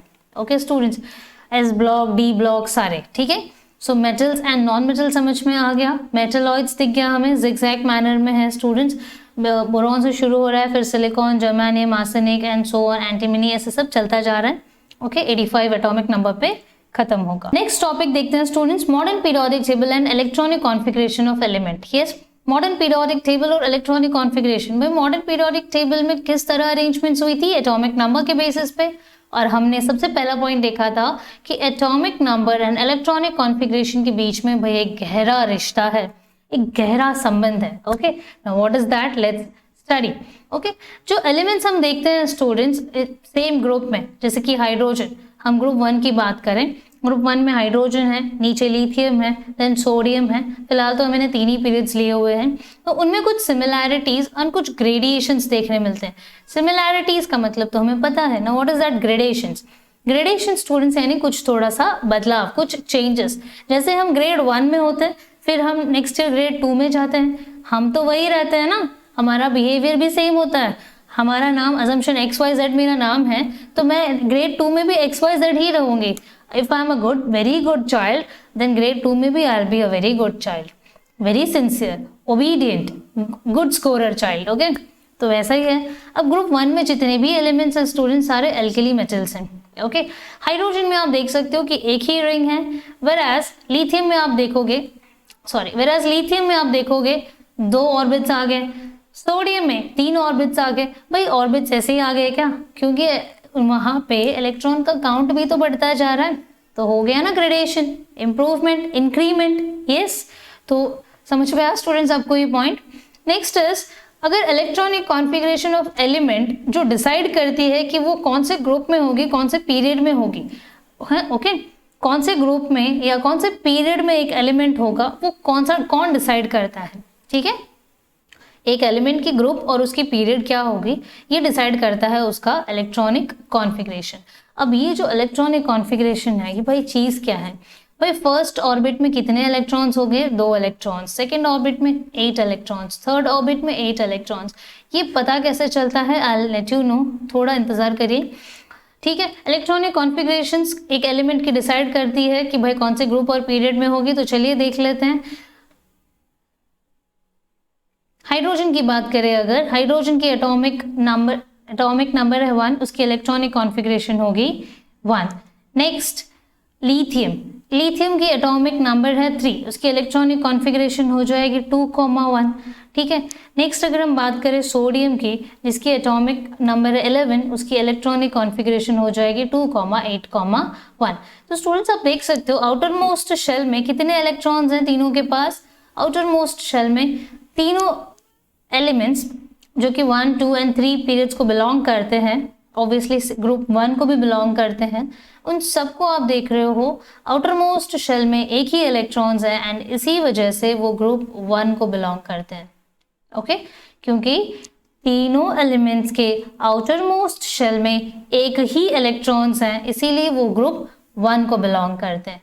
साथ ही साथ पीरियड 1 को बिलोंग कर रहा है क्योंकि भाई इसके पास एक ही शेल है, और पीरियड 2 को बिलोंग कर रहा है क्योंकि इसके पास 2 शेल्स हैं। पीरियड 3 को बिलोंग कर रहा है क्योंकि सोडियम के पास 3 शेल्स होते हैं। तो आपको इलेक्ट्रॉनिक कॉन्फ़िगरेशन समझ आए स्टूडेंट्स? क्योंकि इसके पास एक ही इलेक्ट्रॉन है, एक ही शेल है, तो पीरियड 1 में इसके पास 2 शेल्स हैं, तो ये पीरियड 2 पे। सोडियम के पास 3 शेल्स हैं, तो पीरियड 3 पे। बट क्योंकि आउटर मोस्ट ऑर्बिट्स में एक ही इलेक्ट्रॉन्स हैं, इसी वजह से ये सारे ग्रुप 1 को बिलोंग करते हैं।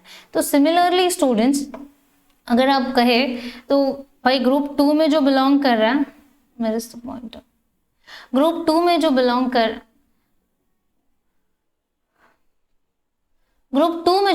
रहा है भाई क्या होगा?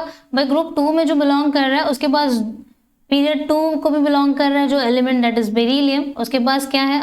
उसकी इलेक्ट्रॉनिक कॉन्फ़िगरेशन है 2,2 क्योंकि उसकी एटॉमिक नंबर है 4। तो आप देख सकते हो आउटर मोस्ट शेल में कितने इलेक्ट्रॉन्स हैं? 2। आउटर मोस्ट शेल में 2 इलेक्ट्रॉन्स होने की वजह से ये सेकेंड ग्रुप को बिलोंग कर रहा है। मैग्नीशियम का भी देख ले अगर 282, ओके 282, यहाँ पे आउटर मोस्ट शेल में 2 इलेक्ट्रॉन्स है, इसीलिए ये ग्रुप 2 को बिलोंग कर रहा है। एंड क्योंकि मैग्नीशियम के पास 3 शेल्स है तो पीरियड 3 को बिलोंग कर रहा है। तो होप सो इलेक्ट्रॉनिक कॉन्फ़िगरेशन का उसके एलिमेंट्स के ग्रुप और पीरियड के पोजीशन को बिलोंग करने का रीज़न आपको समझ में आ गया। ओके, सो भाई किस तरह इलेक्ट्रॉनिक कॉन्फ़िगरेशन ने एक एलिमेंट को हेल्प की कि भाई कौन से ग्रुप और कौन से पीरियड में उसकी पोजीशन होगी ये जानने में। Okay, yes, so the characteristics of groups and periods in the modern periodic table are because of the electronic configurations of the elements. Yes, we have understood this. Next अगर हम देखें students groups and electronic configurations की, अभी हमने देखा कि किस तरह मॉडर्न पीरियोडिक टेबल में एलिमेंट्स का कोरिलेशन है उसके इलेक्ट्रॉनिक कॉन्फ़िगरेशन की, और उसी के साथ उसका कोरिलेशन है उसके ग्रुप्स एंड पीरियड्स के पोजीशंस के साथ। तो हम देखेंगे इंडिविजुअली ग्रुप का इलेक्ट्रॉनिक कॉन्फ़िगरेशन के साथ कैसा रिलेशन है और पीरियड्स का इलेक्ट्रॉनिक कॉन्फ़िगरेशन के साथ कैसा रिलेशन है। ओके, तो अगर हम बात करें ग्रुप्स की, तो हमने देखा स्टूडेंट्स ग्रुप 1 को बिलोंग करने वाला एलिमेंट, ओके, ग्रुप 1 को बिलोंग करने वाला एलिमेंट जिसे हम एल्कली मेटल्स भी कहते हैं, उसके पास जितने भी एलिमेंट्स होंगे उसके आउटर मोस्ट शेल में एक ही वैलेंस इलेक्ट्रॉन्स होंगी। ओके, एक ही वैलेंस इलेक्ट्रॉन्स होंगी। सिमिलरली ग्रुप 2 को बिलोंग करने वाले एलिमेंट्स के पास आउटर मोस्ट शेल में 2 वैलेंस इलेक्ट्रॉन्स होंगी एंड इसी तरह करते करते ग्रुप 17 के पास अगर हम पहुंचेंगे तो यहाँ पे आउटर मोस्ट शेल में वैलेंस इलेक्ट्रॉन्स सेम होंगे सारे एलिमेंट्स की एंड 18th ग्रुप में भी वैलेंस इलेक्ट्रॉन्स सबकी 0 होंगे। ओके, 0 वैलेंस इलेक्ट्रॉन्स की, भाई इसके पास ना कोई देता है ना कोई लेता है, तो 0 वैलेंस इलेक्ट्रॉन्स, इसीलिए हम इसे 0 ग्रुप एलिमेंट्स भी कहते हैं। Okay, so students while going from top to bottom, ठीक है, अगर मुझे एक एलिमेंट की कॉन्फ़िगरेशन, इलेक्ट्रॉनिक कॉन्फ़िगरेशन पता है तो हम एलिमेंट्स को टॉप टू बॉटम देखते हैं। हाइड्रोजन की अगर हम बात करें जो कि ग्रुप 1 में है, तो यहाँ पे हाइड्रोजन को आप देखोगे कि भाई एक ही शेल है इसके पास, शेल नंबर 1 एंड एक ही इलेक्ट्रॉन्स है इसके पास। यस, लिथियम में हाइड्रोजन क्योंकि एक ही शेल है, ये पीरियड 1 को बिलोंग कर रहा है। Okay, and outermost shell पे एक ही इलेक्ट्रॉन है, इसीलिए ग्रुप 1 को बिलोंग कर रहा है। अगर हम लिथियम की बात करें तो एटॉमिक नंबर है इसकी 3। ओके, एटॉमिक नंबर 3 है तो फर्स्ट शेल में 2 इलेक्ट्रॉन्स होते हैं, भाई ये तो पूरी है। आउटर मोस्ट शेल में, सेकेंड शेल में इसके पास एक ही इलेक्ट्रॉन है, क्योंकि सेकेंड शेल में एक ही इलेक्ट्रॉन है तो ये ग्रुप 1 को बिलोंग कर रहा है, लेकिन क्योंकि इसके पास 2 शेल है इसीलिए सेकेंड पीरियड को बिलोंग कर रहा है। ओके, यस, तो स्टूडेंट्स अगर आप देखोगे यहाँ पे फर्स्ट पीरियड से सेकेंड पीरियड पे आते वक्त एक सेकेंड पीरियड है ना स्टूडेंट्स, ये this is the second period. Yes, अब देखोगे टॉप टू बॉटम जैसे ही हम एक ग्रुप में ट्रैवल करते हैं तो हाइड्रोजन में हमने देखा कि भाई एक ही ऑर्बिट है, एक ही इलेक्ट्रॉन है, बट जैसे ही ग्रुप 2 में हमने एंट्री मारी, लिथियम देखा, लिथियम के पास फर्स्ट शेल में इलेक्ट्रॉन्स कंप्लीट है, उसने एक नया सेल फिलअप करना शुरू किया, ठीक है, जिसमें एक इलेक्ट्रॉन आ गया। फिर अगर हम सोडियम की बात करें तो सोडियम में अगर आप स्टूडेंट्स देखोगे तो थर्ड पीरियड को बिलोंग कर रहा है, क्योंकि 3 शेल्स हैं, आउटर मोस्ट शेल में एक ही इलेक्ट्रॉन है इसीलिए ग्रुप 1 को बिलोंग कर रहा है, एंड थर्ड शेल की शुरुआत है इसीलिए एक ही इलेक्ट्रॉन है। वैराज अगर हम मैग्नीशियम की बात करें तो यहाँ पे आउटर मोस्ट शेल में मैग्नीशियम का एटॉमिक नंबर हो जाएगा 12, तो फर्स्ट ऑर्बिट में 8 एंड 2 इलेक्ट्रॉन्स होंगे उसके पास। ओके, तो यहाँ पे आप देखोगे 2 इलेक्ट्रॉन्स होंगे। तो जब कभी भी एक ग्रुप में टॉप टू बॉटम हम देखते हैं तो हाइड्रोजन से शुरू किया हमने, हाइड्रोजन के पास 1 शेल, लिथियम के पास 2 शेल, सोडियम के पास 3 शेल, पोटेशियम के पास 4 शेल, ऐसे हम शेल्स का इंक्रीमेंट देखते जाते हैं। तो 1 shell is added at a time from top to bottom. तो स्टूडेंट्स अगर हम पीरियड्स की बात करें, ग्रुप तो हमने देख ली, पीरियड्स एंड इलेक्ट्रॉनिक कॉन्फ़िगरेशन की अगर हम बात करें तो periods elements with the same number of shells occupied by electrons belong to the same period। अब स्टूडेंट्स देखिए लिथियम की, लिथियम जो कि पीरियड 2 को बिलोंग कर रहा है, उसकी एटॉमिक नंबर है 3 और इलेक्ट्रॉनिक कॉन्फ़िगरेशन है 2,1। ओके, अब देख सकते हो लिथियम पीरियड नंबर 2 का स्टार्टिंग एलिमेंट है। ओके, इसीलिए उसके पास सेकेंड ऑर्बिट में एक इलेक्ट्रॉन आ गया, वेरएज सेकेंड ऑर्बिट में सेकेंड एलिमेंट पीरियड 2 का सेकेंड एलिमेंट बेरिलियम अगर हम बात करें तो इसकी एटॉमिक नंबर हो जाती है 4 और इसके आउटर मोस्ट शेल में आ जाते हैं 2 इलेक्ट्रॉन्स। तो अब काउंट देख सकते हो स्टूडेंट्स, आउटर मोस्ट शेल में 1 इलेक्ट्रॉन था, अब आ गया इसके पास 2 इलेक्ट्रॉन्स। सिमिलरली बोरॉन की बात करें तो 3 शेल्स आ गए। ओके, कार्बन की बात करें तो 4, नाइट्रोजन की 5, ऑक्सीजन की 6, फ्लोरीन की 7। मैं बात कर रही हूँ सेकेंड ऑर्बिट के इलेक्ट्रॉन्स के काउंट की। ओके, फ्लोरीन में 7 आ गए, नियॉन में 8 इलेक्ट्रॉन्स आ गए, ठीक है। तो लिथियम, बेरिलियम, बोरॉन हमने देख लिया स्टूडेंट्स। लिथियम, बेरिलियम, बोरॉन में हमने देखा कि लिथियम में किस तरह एक एलिमेंट की शुरुआत हुई, लिथियम में एक इलेक्ट्रॉन की शुरुआत हुई in the second orbit, then 2, then 3 और बढ़ते बढ़ते आ गया सेकेंड ऑर्बिट कंप्लीट हो गया नियॉन पे आते आते विथ 8 इलेक्ट्रॉन्स।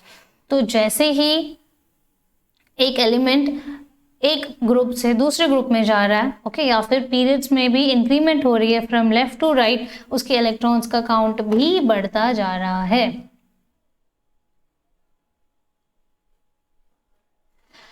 सो पीरियड्स की बात कर रहे थे हम students, elements, periods and electronic configuration. हमें पता है कि जब कोई भी एलिमेंट पीरियड 2 में होगा उसके पास मिनिमम कितने शेल्स होंगे, 2 शेल्स। उसके नाम क्या होते हैं, K and L। ओके जितने भी एलिमेंट्स होंगे उनके पास 2 शेल्स होंगे, उनके नाम होंगे K एंड L। भाई लिथियम हो, बेरिलियम हो, बोरॉन हो, कार्बन, नाइट्रोजन, ऑक्सीजन, फ्लोरीन कोई भी हो, ठीक है। एंड सिमिलरली जैसे ही कोई एलिमेंट थर्ड पीरियड में होता है उसके पास 3 शेल्स होते हैं, उसके पास 3 शेल्स होते हैं जिसे हम कहते हैं K, L एंड M। अगर कोई फोर्थ पीरियड का मेंबर होगा तो भाई उसके पास 4 शेल्स होंगे, यस ऑब्वियसली। तो उसे कैसे नाम देंगे भाई KLMN, ठीक है, यस। तो 2 शेल्स होंगे तो KL, 3 शेल्स होंगे तो KLM, 4 शेल्स होंगे तो KLMN, ओके। अब पीरियड्स एंड इलेक्ट्रॉनिक कॉन्फ़िगरेशन में भाई इतना ही है क्या? नहीं, क्या है भाई? while going from left to right, while going from left to right in the periodic table, हम देखते हैं कि एक एलिमेंट की एटॉमिक नंबर बढ़ती जाती है। भाई एटॉमिक नंबर लिथियम की कितनी थी? Atomic number of lithium was 3, atomic number of beryllium was 4। तो आप देख रहे हो स्टूडेंट्स, जैसे ही हम लेफ्ट टू राइट जा रहे हैं एटॉमिक नंबर का काउंट बढ़ता जा रहा है। भाई बोरॉन, भाई उसकी एटॉमिक नंबर क्या है? 5 है, ओके। बोरॉन का एटॉमिक नंबर 5, तो 3, 4, 5, 6, 7, 8 ऐसे बढ़ता क्या स्टूडेंट्स? जैसे ही हम देख रहे हैं कि एटॉमिक नंबर बढ़ रहा है तो क्या हम कह सकते हैं कि इलेक्ट्रॉन का काउंट भी बढ़ रहा है? यस, वैलेंस इलेक्ट्रॉन्स का काउंट भी तो बढ़ता जा रहा है by 1 at a time. Yes, तो यही फोकस करना था कि जैसे ही हम लेफ्ट टू राइट जाते हैं पीरियड में उसकी एटॉमिक नंबर बढ़ती है क्योंकि उसका वैलेंस इलेक्ट्रॉन का काउंट भी बढ़ता है। एंड जैसे ही वैलेंस इलेक्ट्रॉन का काउंट बढ़ रहा है स्टूडेंट्स, उसके न्यूक्लियस में, उस एलिमेंट के न्यूक्लियस में, ओके, उसका प्रोटॉन का काउंट भी बढ़ता है, ठीक है। ये स्टूडेंट्स नेक्स्ट पॉइंट देखते हैं।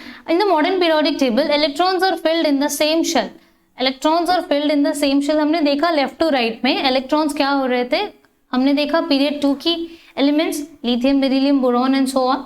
तो लिथियम में 1 इलेक्ट्रॉन आ गया आउटर मोस्ट शेल में, बेरिलियम में 2, बोरॉन में 3, और ऐसे करते करते न्यूरॉन में 8 इलेक्ट्रॉन्स फिल हो जाते हैं। स्टूडेंट्स जैसे ही 8 इलेक्ट्रॉन्स फिल हो गए वो कहाँ जाएगा? नेक्स्ट पीरियड में। यस, तो यही लॉजिक हमें यहाँ समझनी है। अगर हम बात करें थर्ड की, देखा हमने पीरियड 2 देख लिया, चलिए थर्ड की बात करते हैं। नियॉन का खत्म हो गया और नेक्स्ट पीरियड शुरू हो गया सोडियम। तो सोडियम में भी जो थर्ड शेल आएगा, एल शेल आ गया, अभी सॉरी एल शेल कंप्लीट हो गया, एम शेल आ गया, के एल कंप्लीट, अब एम शेल आ गया। एम में 1 इलेक्ट्रॉन, मैग्नीशियम के पास 2 इलेक्ट्रॉन, एल्यूमिनियम के पास 3, सिलिकॉन के पास 4, फॉस्फर के पास 5, सल्फर के पास 6, क्लोरीन के पास 7 इलेक्ट्रॉन्स। आउटर मोस्ट शेल यानी थर्ड शेल में 7 इलेक्ट्रॉन्स कंप्लीट हो गए। जैसे ही आर्गॉन के पास पहुंचे 2,8,8 कॉन्फ़िगरेशन कंप्लीट, यानी आउटर मोस्ट शेल यानी थर्ड शेल जिसे हम एम शेल कहते हैं, 8 इलेक्ट्रॉन्स कंप्लीट हो गए, ओके। अब यहाँ पे थर्ड पीरियड में भी थर्ड पीरियड की ही बात कर रहे हैं, थर्ड पीरियड में थर्ड ऑर्बिट में 8 इलेक्ट्रॉन्स ही होल्ड करेगी। तो अभी नेक्स्ट यहाँ खत्म। अब जैसे ही आर्गॉन की इलेक्ट्रॉनिक कॉन्फ़िगरेशन पूरी हो गई, इलेक्ट्रॉन्स की डिमांड पूरी हो गई ऑर्बिट्स की, अब वो कहाँ जाएगा? नेक्स्ट पीरियड पे, जो कि नाम है पोटेशियम, फोर्थ पीरियड का मेंबर। तो अब यहाँ पे देखोगे स्टूडेंट्स, थर्ड पीरियड का थर्ड ऑर्बिट कंप्लीट हो गया, तो जैसे ही नेक्स्ट पीरियड पे आया फोर्थ ऑर्बिट अटैच हो गई। फोर्थ ऑर्बिट ऐड होते ही फोर्थ ऑर्बिट में एक एलिमेंट भी आ गया। भाई जब तक एक इलेक्ट्रॉन नहीं होगा तब तक ऑर्बिट किस काम का, है ना। हमारे प्लैनेटरी सिस्टम में भी देखा है ना, प्लूटो गया तो उसकी प्लैनेटरी ऑर्बिट भी गई, यस। तो जो मर्क्यूरी है भाई अपनी ऑर्बिट में घूम रही है, वीनस है अपने ऑर्बिट में घूम रही है, मार्स है अपने ऑर्बिट में घूम रही है। भाई गॉट इट, हर कोई ऑर्बिट में अपने अपने ऑर्बिट्स में घूम रहा है। तो इलेक्ट्रॉन्स जब तक नहीं होंगे तो ऑर्बिट्स नहीं आएंगी। अब एक इलेक्ट्रॉन आ गया तो ऑर्बिट भी आ गया। तो अब देखोगे पोटेशियम दैट इज 2,8,1, आपने देखा कि जैसे ही प्रीवियस एलिमेंट का ऑर्बिट कंप्लीट, वो नेक्स्ट एलिमेंट पे आ जाता है और वो नेक्स्ट पीरियड में जो शेल ऐड होगा उसके इलेक्ट्रॉन्स काउंट उसमें फिल होने लगते हैं 1 at a time, okay. Next students, as per the electron holding capacity, जैसे मैंने आपको कहा कि मैं आपको बताऊंगी इलेक्ट्रॉन कैपेसिटी क्या है। इलेक्ट्रॉन कैपेसिटी, हर एक ऑर्बिट की कुछ एक इलेक्ट्रॉन कैपेसिटी होती है। फर्स्ट शेल, के शेल की अगर हम बात करें तो के शेल जिसे हम 1 नंबर अगर करें 1 2 3 4 में, तो के शेल को हम फर्स्ट ऑर्बिट कहेंगे। फॉर्मूला है 2n², ओके, फॉर्मूला है 2n²। अब n क्या है यहाँ पे, जो भी हमारा नंबर ऑफ ऑर्बिट होगी उसकी स्क्वायर, ठीक है। अब फर्स्ट ऑर्बिट की बात कर रहे हैं तो 1² is equals to 2, second orbit की बात करेंगे तो 2² इंटू 2, थर्ड ऑर्बिट की बात करेंगे तो 3² इंटू 3, एंड फोर्थ ऑर्बिट की बात करें तो 4² इंटू 2, ठीक है। तो 1² into 2 will give us 2 electrons in the first orbit, 2² into 2 will give us 8 electrons in the orbit, 3² that is 9 into 8 will give us 18 electrons and 4² will give us 32 electrons. But students, आपके मन में एक सवाल आ सकता है कि 2,8 तो ma'am समझ में आया, बट जैसे ही हम थर्ड पीरियड की बात कर रहे थे हमने देखा इलेक्ट्रॉनिक कॉन्फ़िगरेशन ऑफ आर्गॉन जो कि थर्ड पीरियड का मेंबर था 2,8,8 पे स्टॉप हो गया। अब वो कैसे? स्टूडेंट्स, इसका जो लॉजिक है वो आपको हायर स्टैंडर्ड्स में समझ आएगा, but I can give you one hint, that is ये जो 18 है स्टूडेंट्स, ये दो सेक्शंस में डिवाइडेड है, 8 इलेक्ट्रॉन्स एंड 10 इलेक्ट्रॉन्स। तो पहले हम 8 इलेक्ट्रॉन्स पे ही फोकस करते हैं, ठीक है। 8 + 10 18 होता है, यस। सो जो थर्ड ऑर्बिट में इलेक्ट्रॉन्स आते हैं पहले हम 8 इलेक्ट्रॉन्स उसमें कंप्लीट करते हैं, ठीक है। एंड लेटर ऑन, अब वो कब आता है, that is based on Aufbau principle, but वो अभी हमें नहीं है, 11th-12th में है तो हम अभी डिस्कस नहीं करेंगे स्टूडेंट्स। तो थर्ड पीरियड में 8 इलेक्ट्रॉन्स ही हम फिल करते हैं। सो होप सो आपको इलेक्ट्रॉनिक कॉन्फ़िगरेशन में जो इलेक्ट्रॉन कैपेसिटी है वो कहाँ से आती है, कैसे आती है, वो समझ में आया होगा students. Yes, so the chemical reactivity of an element is determined by the number of valence electrons present in the valence shell. एक एलिमेंट की वो मेटल है या नॉन मेटल है, कितना रिएक्टिव है, एंड सो ऑन प्रॉपर्टीज उसकी पता चलती है with the help of valence electrons present in the valence shell. Okay, so एक एलिमेंट मेटल हो सकता है या नॉन मेटल हो सकता है। अगर मेटल होगी तो इलेक्ट्रोपॉजिटिव होगी, नॉन मेटल होगी तो इलेक्ट्रोनेगेटिव होगी, है ना। ऐसे सब पॉइंट्स हैं। तो वो कैसे पता चलता है, उसकी वैलेंस इलेक्ट्रॉन से। The next very most important topic which we are going to discuss is periodic trends in the modern periodic table. भाई ये periodic trends क्या होता है? बहुत से बच्चे तो सोचते हैं कि भाई ये क्या है, left to right, up to down, top to bottom and so on, क्या चीज़ें हैं मैम, याद ही नहीं रहती, बहुत ही कंफ्यूजन क्रिएट करता है। लेफ्ट टू राइट ये है, टॉप टू बॉटम ये है, ये इंक्रीज हो रहा है, ये डिक्रीज हो रहा है, बहुत कंफ्यूजन क्रिएट कर रहा है। But students, I will tell you, आप ध्यान से अगर ये वीडियो देखेंगे तो आपको डेफिनेटली समझ में आएगा। भाई एक बार में कोई चीज़ें नहीं समझ में आती तो इसका मतलब ये नहीं कि बहुत मुश्किल है। एक बार में अगर कोई चीज़ें ये नहीं समझ में आती है तो स्टूडेंट्स उसको दूसरी बार देख लीजिए, एंड दूसरी बार भी नहीं समझ में आएगा तो तीसरी बार देख लीजिए। भाई इंटरनेट के लिए तो पैसे पे ही कर रहे हो, मोबाइल तो घर पे ही है, आप भी घर पे ही हो लॉकडाउन में, तो 2 से 3 बार वीडियोस देखने में कोई प्रॉब्लम नहीं है।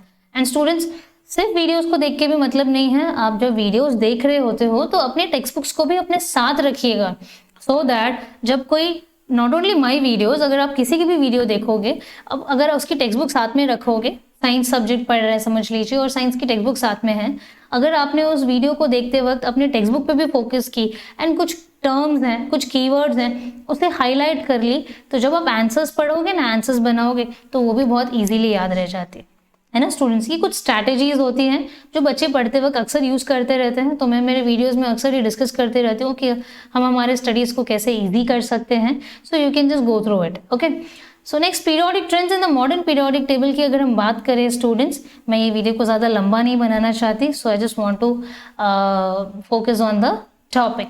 सो स्ट्रैटेजीज की अगर हम बात करेंगे तो we'll discuss on it in a different video, and I'll get more best strategies for you in the next upcoming videos. So चलिए स्टूडेंट्स देखते हैं पीरियोडिक ट्रेंड्स। पीरियोडिक ट्रेंड्स क्या होता है स्टूडेंट्स? एक एलिमेंट जो अपनी प्रॉपर्टी को होल्ड करते हुए एक ग्रुप में या एक पीरियड में अरेंज कर दी गई, ठीक है। तो ग्रुप वाइज या फिर पीरियड वाइज अगर कुछ एलिमेंट्स को हम ऑब्जर्व करें तो वो कुछ एक रेगुलरिटीज दिखाती है। अब रेगुलरिटीज क्या होती है भाई? पैटर्न्स में रेगुलरिटीज हो सकती है क्या, कुछ similar properties is observed in their variations. अब कुछ वेरिएशंस भी है, कुछ रेगुलरिटीज भी है। कुछ रेगुलरिटीज के साथ साथ वेरिएशंस का मतलब होता है पीरियोडिक ट्रेंड्स, ठीक है, इन द मॉडर्न पीरियोडिक टेबल, ठीक है। इसको याद कर लीजिएगा। आई am repeating, when the properties of an element in a period or a group of the modern periodic table, ठीक है भाई, कहीं पे भी नहीं, मेंडलीव के पीरियोडिक टेबल में भी ग्रुप्स एंड पीरियड्स हैं, इसीलिए इन the modern periodic table mention करना बहुत ज़रूरी है. Okay, so when the properties of an element in a modern periodic table in a group or a period are compared, certain regularities observed in their variations, and this is said to be the periodic trends in the modern periodic table. Okay, so क्या है ये periodic trends? Students, जैसे ही हम देखेंगे periodic trends in groups and periods, वो list out हैं based on 3 properties. ठीक है, बेस्ड ऑन 3 प्रॉपर्टीज. अब ये 3 मॉडर्न पीरियोडिक ट्रेंड्स पढ़ने के लिए स्टूडेंट्स हम बहुत सी प्रॉपर्टीज ले सकते हैं, बट यहाँ पे अकॉर्डिंग टू आवर सिलेबस हमें सिर्फ 3 ही प्रॉपर्टीज पे फोकस करनी है, that is valency, atomic size, metallic and non metallic characters.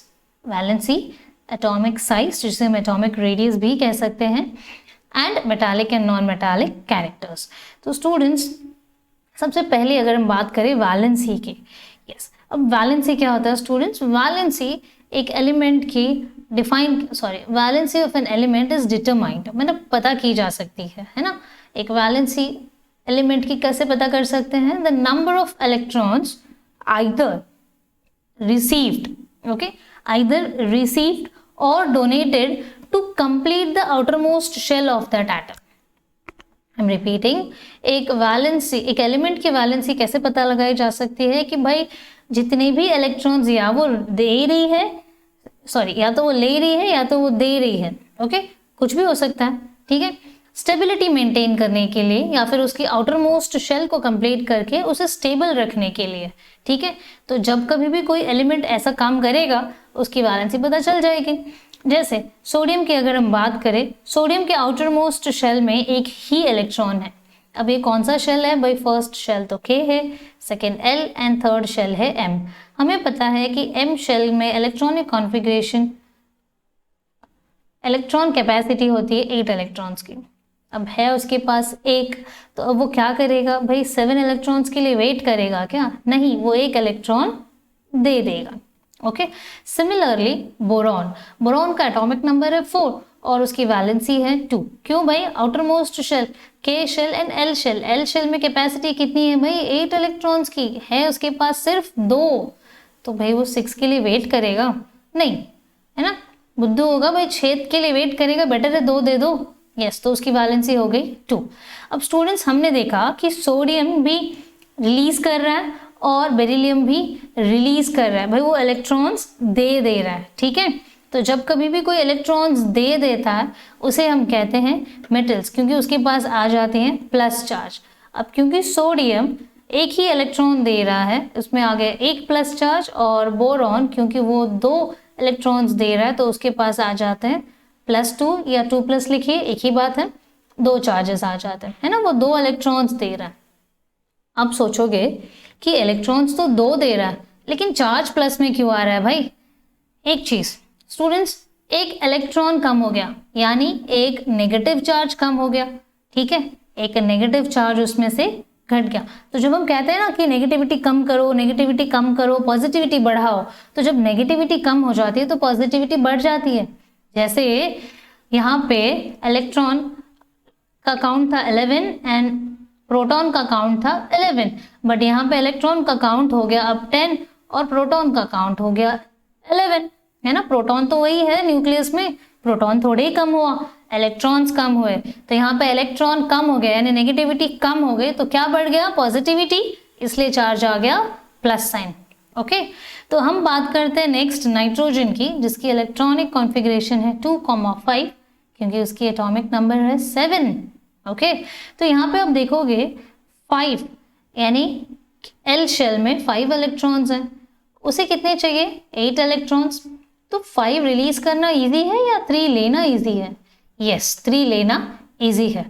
तो जब नाइट्रोजन 3 इलेक्ट्रॉन्स लेगा तो उस पर चार्ज आ जाएगा 3-, क्योंकि भाई क्या कर रहा है? वो इलेक्ट्रॉन्स ले रहा है. तो पॉजिटिव एलिमेंट्स कितने हैं उसके पास? पॉजिटिव प्रोटॉन्स तो उसके पास भाई 7 ही हैं. तो इलेक्ट्रॉन्स का काउंट बढ़ गया 10, तो कितने नेगेटिव चार्जेस बढ़ गए? 3, इसलिए इस पे आ गया charge N3-. Okay students, hope so you have understood this. Next students, मैंने एक टेबल बना रखा है जिसमें उसकी एटॉमिक नंबर और इलेक्ट्रॉनिक कॉन्फ़िगरेशन लिखी गई है along with the elements and साथ ही साथ उसकी वैलेंसीज भी है। तो अगर हम बात करें लिथियम की, जिसकी एटॉमिक नंबर है 3, उसकी वैलेंसी है 1। अभी हमने डिस्कस की वैलेंसीज के बारे में। भाई जब एल शेल में 8 इलेक्ट्रॉन्स की रिक्वायरमेंट है, उसके पास एक ही है, तो क्या करेगा, वो दे देगा खुशी खुशी, और वो ऑर्बिट भी गायब हो जाएगी। ठीक है, ऑर्बिट भी गायब हो जाएगी। अब जैसे ही ऑर्बिट गायब हो गई स्टूडेंट्स, तो उसके पास क्या बचा, उसकी वैलेंसी हो गई 1 और उसके पास बचा फर्स्ट शेल जिसमें 2 इलेक्ट्रॉन्स कंप्लीट। ओके, नेक्स्ट अगर हम बात करें बेरिलियम की, हमने देखा कि भाई यहाँ पे आउटर मोस्ट शेल में 2 है, बोरॉन में 3, कार्बन में 4, नाइट्रोजन में 5। अब स्टूडेंट्स अगर यहाँ पे फोकस करिए वैलेंसी पे, ये तो बढ़ते जा रही है, 1 से 2 हुआ, 2 से 3, 3 से 4, बट आफ्टर 4 क्योंकि कार्बन के पास 4 ही इलेक्ट्रॉन्स हैं, 4 देना या लेना वो उसके हाथ में है भाई।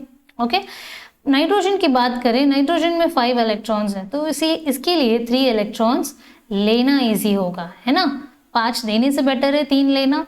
तो जैसे ही नाइट्रोजन को 3 इलेक्ट्रॉन्स मिल जाएंगे, अब क्या हो जाएगा, इसकी वैलेंसी हो जाएगी 3, नेगेटिव चार्ज पड़ जाएगी 3। और अब देखोगे ऑक्सीजन जिसके आउटर मोस्ट शेल में 6 इलेक्ट्रॉन्स हैं, इसकी वैलेंसी हो जाएगी 2। यस भाई, क्योंकि इसके पास 6 है तो 2 लेना इलेक्ट्रॉन्स ईजी होगा। फ्लोरीन के पास 7 है तो वो 1 इलेक्ट्रॉन लेगा। नियॉन के पास भाई 8 के 8 इलेक्ट्रॉन्स हैं, 2 फर्स्ट ऑर्बिट 2 इलेक्ट्रॉन से कंप्लीट, सेकेंड ऑर्बिट 8 इलेक्ट्रॉन से complete. Now he is completely full, भाई उसका पूरा पेट भर गया, उसने जम के खाना खा लिया। ओके, यस, तो उसकी वैलेंसी हो गई 0। तो स्टूडेंट्स यहाँ पे अगर हम एक चीज ऑब्जर्व करें, पहले तो उसकी वैलेंसी बढ़ रही थी from 0 to 4।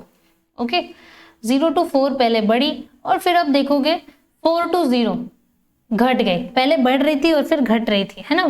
First it was increasing and next it was decreasing. तो 0 to 4 इंक्रीमेंट, 4 to 0 डिक्रीमेंट देखा हमने वैलेंसीज में। नेक्स्ट की अगर हम बात करें एटॉमिक साइज, जिसे हम एटॉमिक रेडियस भी कह सकते हैं स्टूडेंट्स। ना what is an atomic radius? अब किसी सर्कल की रेडियस कैसे पता करते हैं स्टूडेंट्स? यस, सोचिए, सेंटर से लेकर उसकी आउटर मोस्ट पॉइंट तक, है ना, जो हमारा सर्कल ड्रॉ किया होगा हमने। यस, तो स्टूडेंट्स एटॉमिक रेडियस भी तो वैसे ही पता की जा सकती है। सेंटर ऑफ द न्यूक्लियस से लेकर आउटर मोस्ट शेल तक जो भी डिस्टेंस होगा वो होगा हमारा एटॉमिक रेडियस। अब एटॉमिक रेडियस स्टूडेंट्स हम मेजर कैसे करेंगे?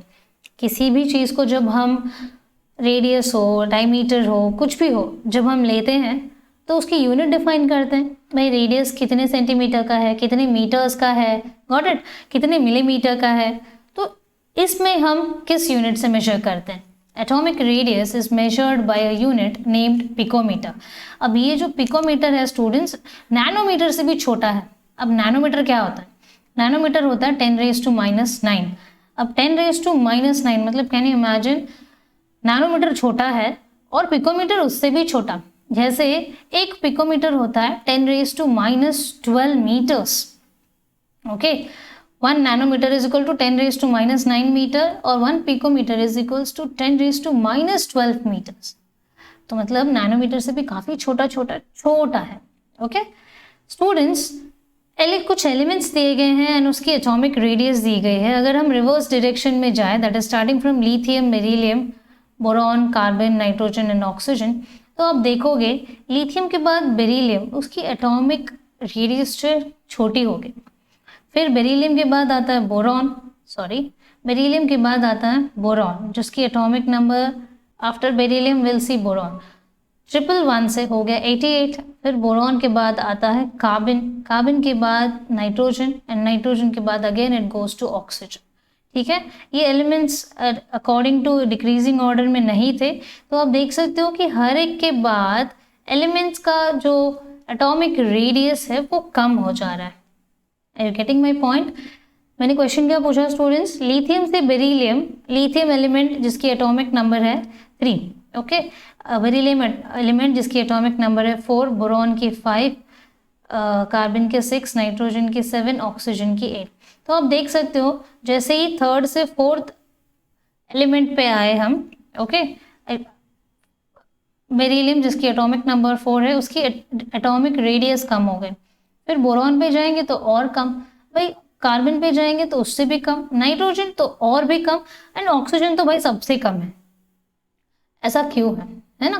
क्वेश्चन आता है ना कि भाई atomic radius goes on decreasing while going from left to right. हमने देखा कि लिथियम से ऑक्सीजन तक हमने देखा कि डिक्रीज होता जा रहा था। यस, अब ऐसा क्यों? क्वेश्चन तो आता ही है ना, ऐसा क्यों भाई, ऐसा क्यों, क्या हो गया जिसकी वजह से एटॉमिक रेडियस डिक्रीज होते जा रही है, isn't it? तो एटॉमिक रेडियस डिक्रीज होने का जो रीजन है स्टूडेंट्स वो लिस्ट आउट है। चलिए देखते हैं। हमने देखा कि लेफ्ट टू राइट जाते वक्त एटॉमिक नंबर इंक्रीज होती है बाय 1 एट अ टाइम। ठीक है, एटॉमिक नंबर क्या होता है, इंक्रीज होता है बाय 1 एट अ टाइम। जैसे यहाँ पे ये एटॉमिक नंबर है 3, ये एटॉमिक नंबर 4 और ये atomic number 5, 6, 7, 8, 9 and 10। Atomic number का इंक्रीमेंट होना मतलब एक पॉजिटिव चार्ज बढ़ना, यानी प्रोटॉन बढ़ना। ठीक है, न्यूक्लियस में प्रोटॉन बढ़ गया 1 एट अ टाइम। तो जैसे ही न्यूक्लियस में प्रोटॉन बढ़ा, इलेक्ट्रॉन का काउंट भी बढ़ गया। भाई ऐसा थोड़ी है कि प्रोटॉन बढ़ रहा है और इलेक्ट्रॉन तो भाई एज इट इज है, स्टैग्नेंट है, ऐसा तो कभी नहीं होता।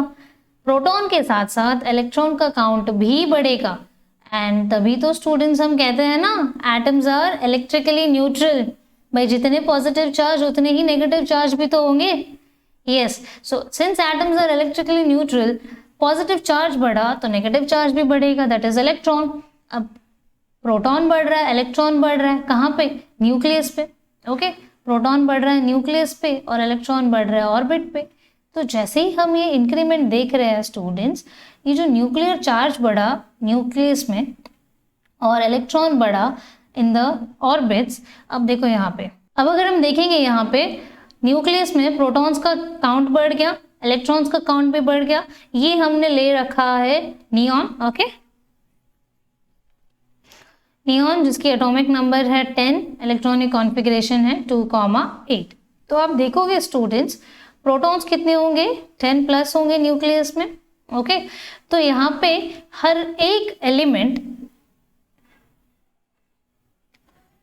यहाँ पे हर एक पॉजिटिव चार्ज हर एक नेगेटिव चार्ज को अपनी तरफ खींचने पे लगा हुआ है। आई एम रिपीटिंग, हर एक पॉजिटिव चार्ज जो कि न्यूक्लियस में है, इलेक्ट्रॉन को अपनी तरफ खींचने में लगा हुआ है। ओके भाई, हर एक पॉजिटिव चार्ज नेगेटिव चार्ज को अट्रैक्ट करेगी, ऑपोजिट्स अट्रैक्ट। भाई बचपन से पढ़ते आ रहे हैं, opposites attract, positive is attracting negative. तो पॉजिटिव जब नेगेटिव को अट्रैक्ट करेगा वो टाइटली होल्ड करके रखेगा भाई, और जैसे ही वो टाइटली होल्ड करेगा तो स्टूडेंट्स आप देख सकते हो पहले क्या साइज था और अब क्या साइज का हो गया, क्योंकि सारे इलेक्ट्रॉन्स जो हैं प्रोटॉन्स की तरफ अट्रैक्टेड हैं, पॉजिटिवली टाइट होल्ड करके रखा है। तो वो जो ऑर्बिट है जो दूर था इलेक्ट्रॉन्स को लेकर, अब वो आ जाएगा पास। तो इसी वजह से अब यहाँ पे जो डिस्टेंस होगी, the atomic radius will decrease. ठीक है, जैसे ही इलेक्ट्रॉन्स का क्राउड बढ़ेगा ऑर्बिट में, क्या हो जाएगा, अब यहाँ पे तो सारे ही इलेक्ट्रॉन्स फिल्ड हैं एल शेल में। अगर हम बात करें लिथियम की, जिसके पास आउटर मोस्ट शेल में एक इलेक्ट्रॉन, उसका थोड़ा सा ढीला होगा क्योंकि एक ही इलेक्ट्रॉन है। बेरिलियम का थोड़ा कम होगा, फिर बोरॉन का थोड़ा और कम होगा, कार्बन का थोड़ा और कम, और ऐसे करते करते जब वो नियॉन पे पहुंचेंगे तब तक उसकी रेडियस जो है वो पूरी तरह कम हो गई होगी with in that period. Okay, तो इसी वजह से उसकी जो एटॉमिक साइज है कम हो जाती है एलिमेंट्स की। तो स्टूडेंट्स हमने जो भी अभी पॉइंट्स पढ़े, एटॉमिक साइज देख लिया या फिर एटॉमिक रेडियस कह सकते हैं, वैलेंसी देख ली, तो उन दोनों को हम लिस्ट आउट करते हैं इन अ मॉडर्न पीरियोडिक टेबल। अगर हम लेफ्ट टू राइट जाते हैं इन अ पीरियड, तो एटॉमिक साइज क्या हो जा रही है, डिक्रीज हो जा रही है। यस, वो हमने देखा। अगर हम लेफ्ट टू राइट जाएंगे तो एटॉमिक साइज डिक्रीज हो जाती है या फिर एटॉमिक रेडियस डिक्रीज हो जाती है। बट अगर डाउन द ग्रुप जाते हैं तो atomic size increases. Down the group increase कैसे हो रहा है भाई, हाइड्रोजन की अगर हम बात करें तो इसके पास एक ही प्रोटॉन होगी और एक ही इलेक्ट्रॉन, तो प्रोटॉन से इसका पकड़ बहुत ढीला होगा। लिथियम की बात करें तो यहाँ पे क्या हो गया, 2 इलेक्ट्रॉन्स फर्स्ट शेल में, 1 इलेक्ट्रॉन्स आउटर मोस्ट शेल में। ठीक है, यहाँ पे तो एक ही शेल था बट यहाँ पे 2 शेल्स हो गए, तो काउंट बढ़ गया ना।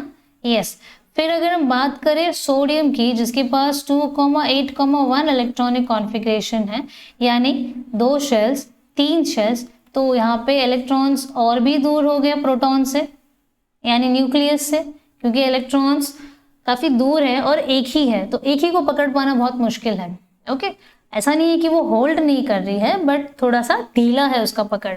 ओके, यस, तो इसीलिए increases the atomic radius increases down the group. Next अगर हम बात करें लास्ट प्रॉपर्टी जिसको हम रेफर कर रहे हैं फॉर मॉडर्न पीरियोडिक टेबल के लिए, metallic and non metallic characters. Students, metallic and non metallic character में हमने देखा है कि मेटलॉइड्स जो है एक बॉर्डर बना रही है, क्योंकि उसके लेफ्ट तरफ है मेटल्स एंड उसके राइट साइड में है नॉन मेटल्स, है ना, ये हम देख चुके हैं, लेफ्ट साइड में मेटल्स एंड राइट साइड में नॉन मेटल्स। अब ये जो मेटल्स हैं उनकी एक आदत है, ओके, मॉडर्न पीरियोडिक टेबल में जो लेफ्ट साइड में एलिमेंट्स हैं मेटल्स हैं, अब ये जो मेटल्स हैं उनकी एक आदत है जिसे कहते हैं tendency. Now what is the tendency? Now the tendency is to lose the valence electrons. अब इनकी जो आदत है स्टूडेंट्स, हम चलिए बात करते हैं सोडियम मेटल की। ओके, सोडियम मेटल के पास 3 शेल्स होते हैं, थर्ड शेल में एक ही इलेक्ट्रॉन है, हमें पता है कि उसकी वैलेंसी है 1, बट क्यों? क्योंकि उसकी पकड़ जो है प्रोटॉन से, उसकी पकड़ जो है थोड़ी सी ढीली है। ओके, इसी वजह से वो आराम से उस ऑर्बिट को रिलीव करके जा सकता है, ठीक है, उस ऑर्बिट को वो छोड़कर जा सकता है। तो मेटल्स की यही एक आदत होती है कि जैसे ही उसकी पकड़ ढीली हो जाती है वैलेंस इलेक्ट्रॉन्स के साथ, वो अपनी वैलेंस इलेक्ट्रॉन्स को रिलीज कर देता है, किसी को दे देता है। अब जैसे ही उसने डोनेट की, उसके पास आ गया एक पॉजिटिव चार्ज, है ना, क्योंकि एक इलेक्ट्रॉन कम हो गया, एक नेगेटिव चार्ज कम हो गया, तो क्या बढ़ गया? पॉजिटिव। यस, अभी मैंने एक्सप्लेन की थी भाई, उसके पास 11 इलेक्ट्रॉन्स और 11 प्रोटॉन्स थे, बट उसने अभी एक इलेक्ट्रॉन डोनेट कर दी तो उसके पास हो गई 10 इलेक्ट्रॉन्स, यानी पॉजिटिव का काउंट बढ़ गया, ठीक है, नेगेटिविटी कम हो गई तो पॉजिटिविटी बढ़ गई। तो इसी वजह से उसे हम कहते हैं electropositive member, electropositivity property. Okay, electropositive member, या फिर हम उसे कहते हैं, उसकी प्रॉपर्टी को कहते हैं इलेक्ट्रोपॉजिटिविटी। अब स्टूडेंट्स, आपके मन में ये बात आ रही होगी कि भाई ऐसे एलिमेंट्स करते ही क्यों हैं, ठीक है। अब ऐसे एलिमेंट्स जो इलेक्ट्रॉन्स दे देते हैं उसे हम मेटल्स कहते हैं। अब वो मेटल्स इलेक्ट्रोपॉजिटिव होते हैं, उसकी प्रॉपर्टी को इलेक्ट्रोपॉजिटिविटी कहते हैं। भाई ये सब ज़रूरत क्या है? ये सब इसीलिए कर रहे हैं ताकि वो एक स्टेबल कॉन्फ़िगरेशन को अचीव कर सकें, एक स्टेबिलिटी होल्ड कर सकते हैं। स्टूडेंट्स, अगर मैं इसे रिवाइंड करूँ तो ये जो इलेक्ट्रॉन है, ये इलेक्ट्रॉन इस ऑर्बिट में अकेला है, प्रोटॉन्स इसे पकड़ नहीं पा रहे हैं ना, न्यूक्लियस से इसका होल्ड थोड़ा सा वीक है। ओके, अब क्योंकि इसकी होल्ड थोड़ी सी वीक है, इसीलिए ये इस शेल को छोड़कर आराम से जा सकता है। ओके, चला गया और फिर जाने के बाद इसने क्या किया, एक स्टेबल कॉन्फ़िगरेशन को रिटेन की, जिसे हम नोबल गैस कॉन्फ़िगरेशन भी कहते हैं, ठीक है। इस प्रॉपर्टी को होल्ड करने वाले एलिमेंट्स को हम इलेक्ट्रोपॉजिटिव एलिमेंट्स कहते हैं, और इस प्रॉपर्टी को इलेक्ट्रोपॉजिटिविटी मैं रिपीट कर चुकी हूँ। नेक्स्ट स्टूडेंट, नॉन मेटल्स की बात करते हैं। भाई सिर्फ मेटल्स ही इलेक्ट्रोपॉजिटिविटी में प्रॉपर्टी होल्ड करते हैं, या कुछ नॉन मेटल्स के पास भी ऐसी कोई प्रॉपर्टी होती है? नॉन मेटल्स में क्या बुराई है, क्या पाप किया है उन्होंने, है ना। तो चलिए, नॉन मेटल्स के पास भी एक प्रॉपर्टी होती है जिसे हम इलेक्ट्रोनेगेटिविटी प्रॉपर्टी कहते हैं। नॉन मेटल्स, जैसे नाइट्रोजन की बात करें अगर 2,5 जो कि मेटलॉइड्स के बाद मेंबर आता, मेटलॉइड्स के बाद राइट साइड में प्लेस्ड है, ये इलेक्ट्रॉन्स लेती है। सेम काम क्या है भाई, क्यों एलिमेंट्स ले रही है? ताकि ये भी एक स्टेबल कॉन्फ़िगरेशन को रिटेन कर सके। ओके, 2,8 भाई यहाँ पे के शेल में 2 इलेक्ट्रॉन्स थे, बट एल शेल अभी भी भूखा था 3 इलेक्ट्रॉन्स के लिए, और जैसे ही उसे 3 इलेक्ट्रॉन्स मिल गए, अब वो 2,8 एक स्टेबल कॉन्फ़िगरेशन बना लिया उसने। अब क्योंकि ये इलेक्ट्रॉन्स ले रहा है, इसलिए हम इसको कहते हैं electronegative element. Okay, electronegative element, I am sorry students, मैंने मेंशन नहीं किया है, इसे हम कहते हैं इलेक्ट्रोनेगेटिव एलिमेंट, ठीक है स्टूडेंट्स। और इसकी प्रॉपर्टी को हम कहेंगे इलेक्ट्रोनेगेटिविटी, इलेक्ट्रोनेगेटिविटी प्रॉपर्टी होल्ड करती है। तो जो भी एलिमेंट्स इलेक्ट्रॉन्स ले रही है उसे हम कहते हैं non metals. Non metals electronegative होती है और वो इलेक्ट्रोनेगेटिविटी प्रॉपर्टी को होल्ड करती है। अब क्योंकि ये एक कुछ इलेक्ट्रॉन्स लेती है, जितने भी नॉन मेटल्स हैं कुछ इलेक्ट्रॉन्स ले रही है, इसीलिए हम इसे कहेंगे एनायंस। क्योंकि माइनस चार्ज पड़ रहा है ना इसमें, इसे हम कहते हैं एनायंस। और मेटल्स जो कि वो माइनस चार्ज कम कर रही है, घटा रही है, वो बनाते हैं cations. Okay, sodium cation, nitrogen anions. So overall अगर हम metallic and non metallic characters को लिस्ट आउट करें from left to right and down the group, तो हम क्या कह सकते हैं स्टूडेंट्स? एटॉमिक साइज तो डिक्रीज हो रही है बट इलेक्ट्रोपॉजिटिविटी भी डिक्रीज हो रही है। ऐसा क्यों? एटॉमिक साइज डिक्रीज हो रही है, दैट मीन्स सारे इलेक्ट्रॉन्स को प्रोटॉन्स जो कि न्यूक्लियस में उसने होल्ड करके रखा हुआ है, और जब सारे इलेक्ट्रॉन्स को वो टाइटली होल्ड करके रखेगी, इसका मतलब इलेक्ट्रॉन्स उस शेल को छोड़कर जाएगा नहीं। अब अगर वो जाएगा नहीं तो इलेक्ट्रोपॉजिटिविटी प्रॉपर्टी कैसे बनाएगा, है ना? अब वो जा नहीं रहा, इसीलिए इलेक्ट्रोपॉजिटिविटी क्या हो गई? डिक्रीज हो गई। अब इलेक्ट्रोपॉजिटिविटी डिक्रीज हो गई, दैट मीन्स मेटालिक प्रॉपर्टी भी तो, मेटालिक कैरेक्टर भी तो डिक्रीज हो गई ना। Yes, so students from left to right समझ में आया आपको? लेफ्ट टू राइट अगर हम एक मॉडर्न पीरियोडिक टेबल में जाते हैं तो एटॉमिक साइज डिक्रीज हो जा रही है, इलेक्ट्रोपॉजिटिविटी डिक्रीज हो जा रही है, एंड साथ ही साथ मेटालिक कैरेक्टर भी डिक्रीज हो जा रही है। अब यही सारे पॉइंट्स को अगर हम डाउन द ग्रुप समझने की कोशिश करें तो क्या होगा? डाउन द ग्रुप अगर हम देखें स्टूडेंट्स, एटॉमिक साइज इंक्रीज हो जा रही है। यस, एटॉमिक साइज इंक्रीज हो रही है स्टूडेंट्स, यस, क्योंकि शेल का काउंट बढ़ता जा रहा है। पहले एक के शेल होते थे, दूसरी पीरियड में एल शेल भी ऐड हो गया, तीसरे में एम शेल ऐड हो गया, एंड सो ऑन। तो दैट मीन्स इलेक्ट्रॉन्स का काउंट बढ़ता जा रहा है, तो एटॉमिक साइज बढ़ता जा रहा है, एटॉमिक रेडियस बढ़ता जा रहा है। अलॉन्ग विद दैट इलेक्ट्रोपॉजिटिविटी भी, भाई जब एक एलिमेंट की एटॉमिक रेडियस बढ़ रही है, दैट मीन्स इलेक्ट्रॉन्स की पकड़ कहीं ना कहीं थोड़ी सी ढीली हो रही है। इसका मतलब है कि वो इलेक्ट्रॉन्स उस ग्रुप को छोड़ के जा सकते हैं। यस, और जैसे ही उस ग्रुप को छोड़कर जाएगा, दैट मीन्स वो इलेक्ट्रोपॉजिटिविटी प्रॉपर्टी होल्ड कर रहा है, एंड उसी के साथ साथ उसकी मेटालिक कैरेक्टर भी इंक्रीज होते जाएगी। होप सो स्टूडेंट्स आपको ये वीडियो समझ में आया, and this was my attempt to present periodic classifications of elements in one shot students. अगर आपको ये वीडियो अच्छा लगा स्टूडेंट्स तो लाइक करिएगा, एंड अगर आपको ये वीडियो समझ में आया तो फिर भी लाइक करिएगा। Yes, so that I will come to know कि स्टूडेंट्स आपको ये वीडियो समझ में आ रहे हैं, and we will try our level best कि आपकी जो भी डिमांड्स हैं मैं उसे पूरी करते रहूँ। So thank you so much students for being with us. Thank you for liking our videos, and obviously you have to press the subscribe button to get the notifications of more upcoming videos. And students, एक subscribe button के पास एक bell button भी होता है, yes, उसे भी दबा दीजिएगा। क्या होगा भाई, सारे वीडियोस के नोटिफिकेशंस ही मिलेंगे और तो कुछ नहीं होगा। yes, और जैसे ही नोटिफिकेशंस मिलेंगे आप उन वीडियोस को देख सकते हैं और आपके पोर्शंस आप उसी स्पीड से कंप्लीट भी कर सकते हैं। So thank you so much students, thank you.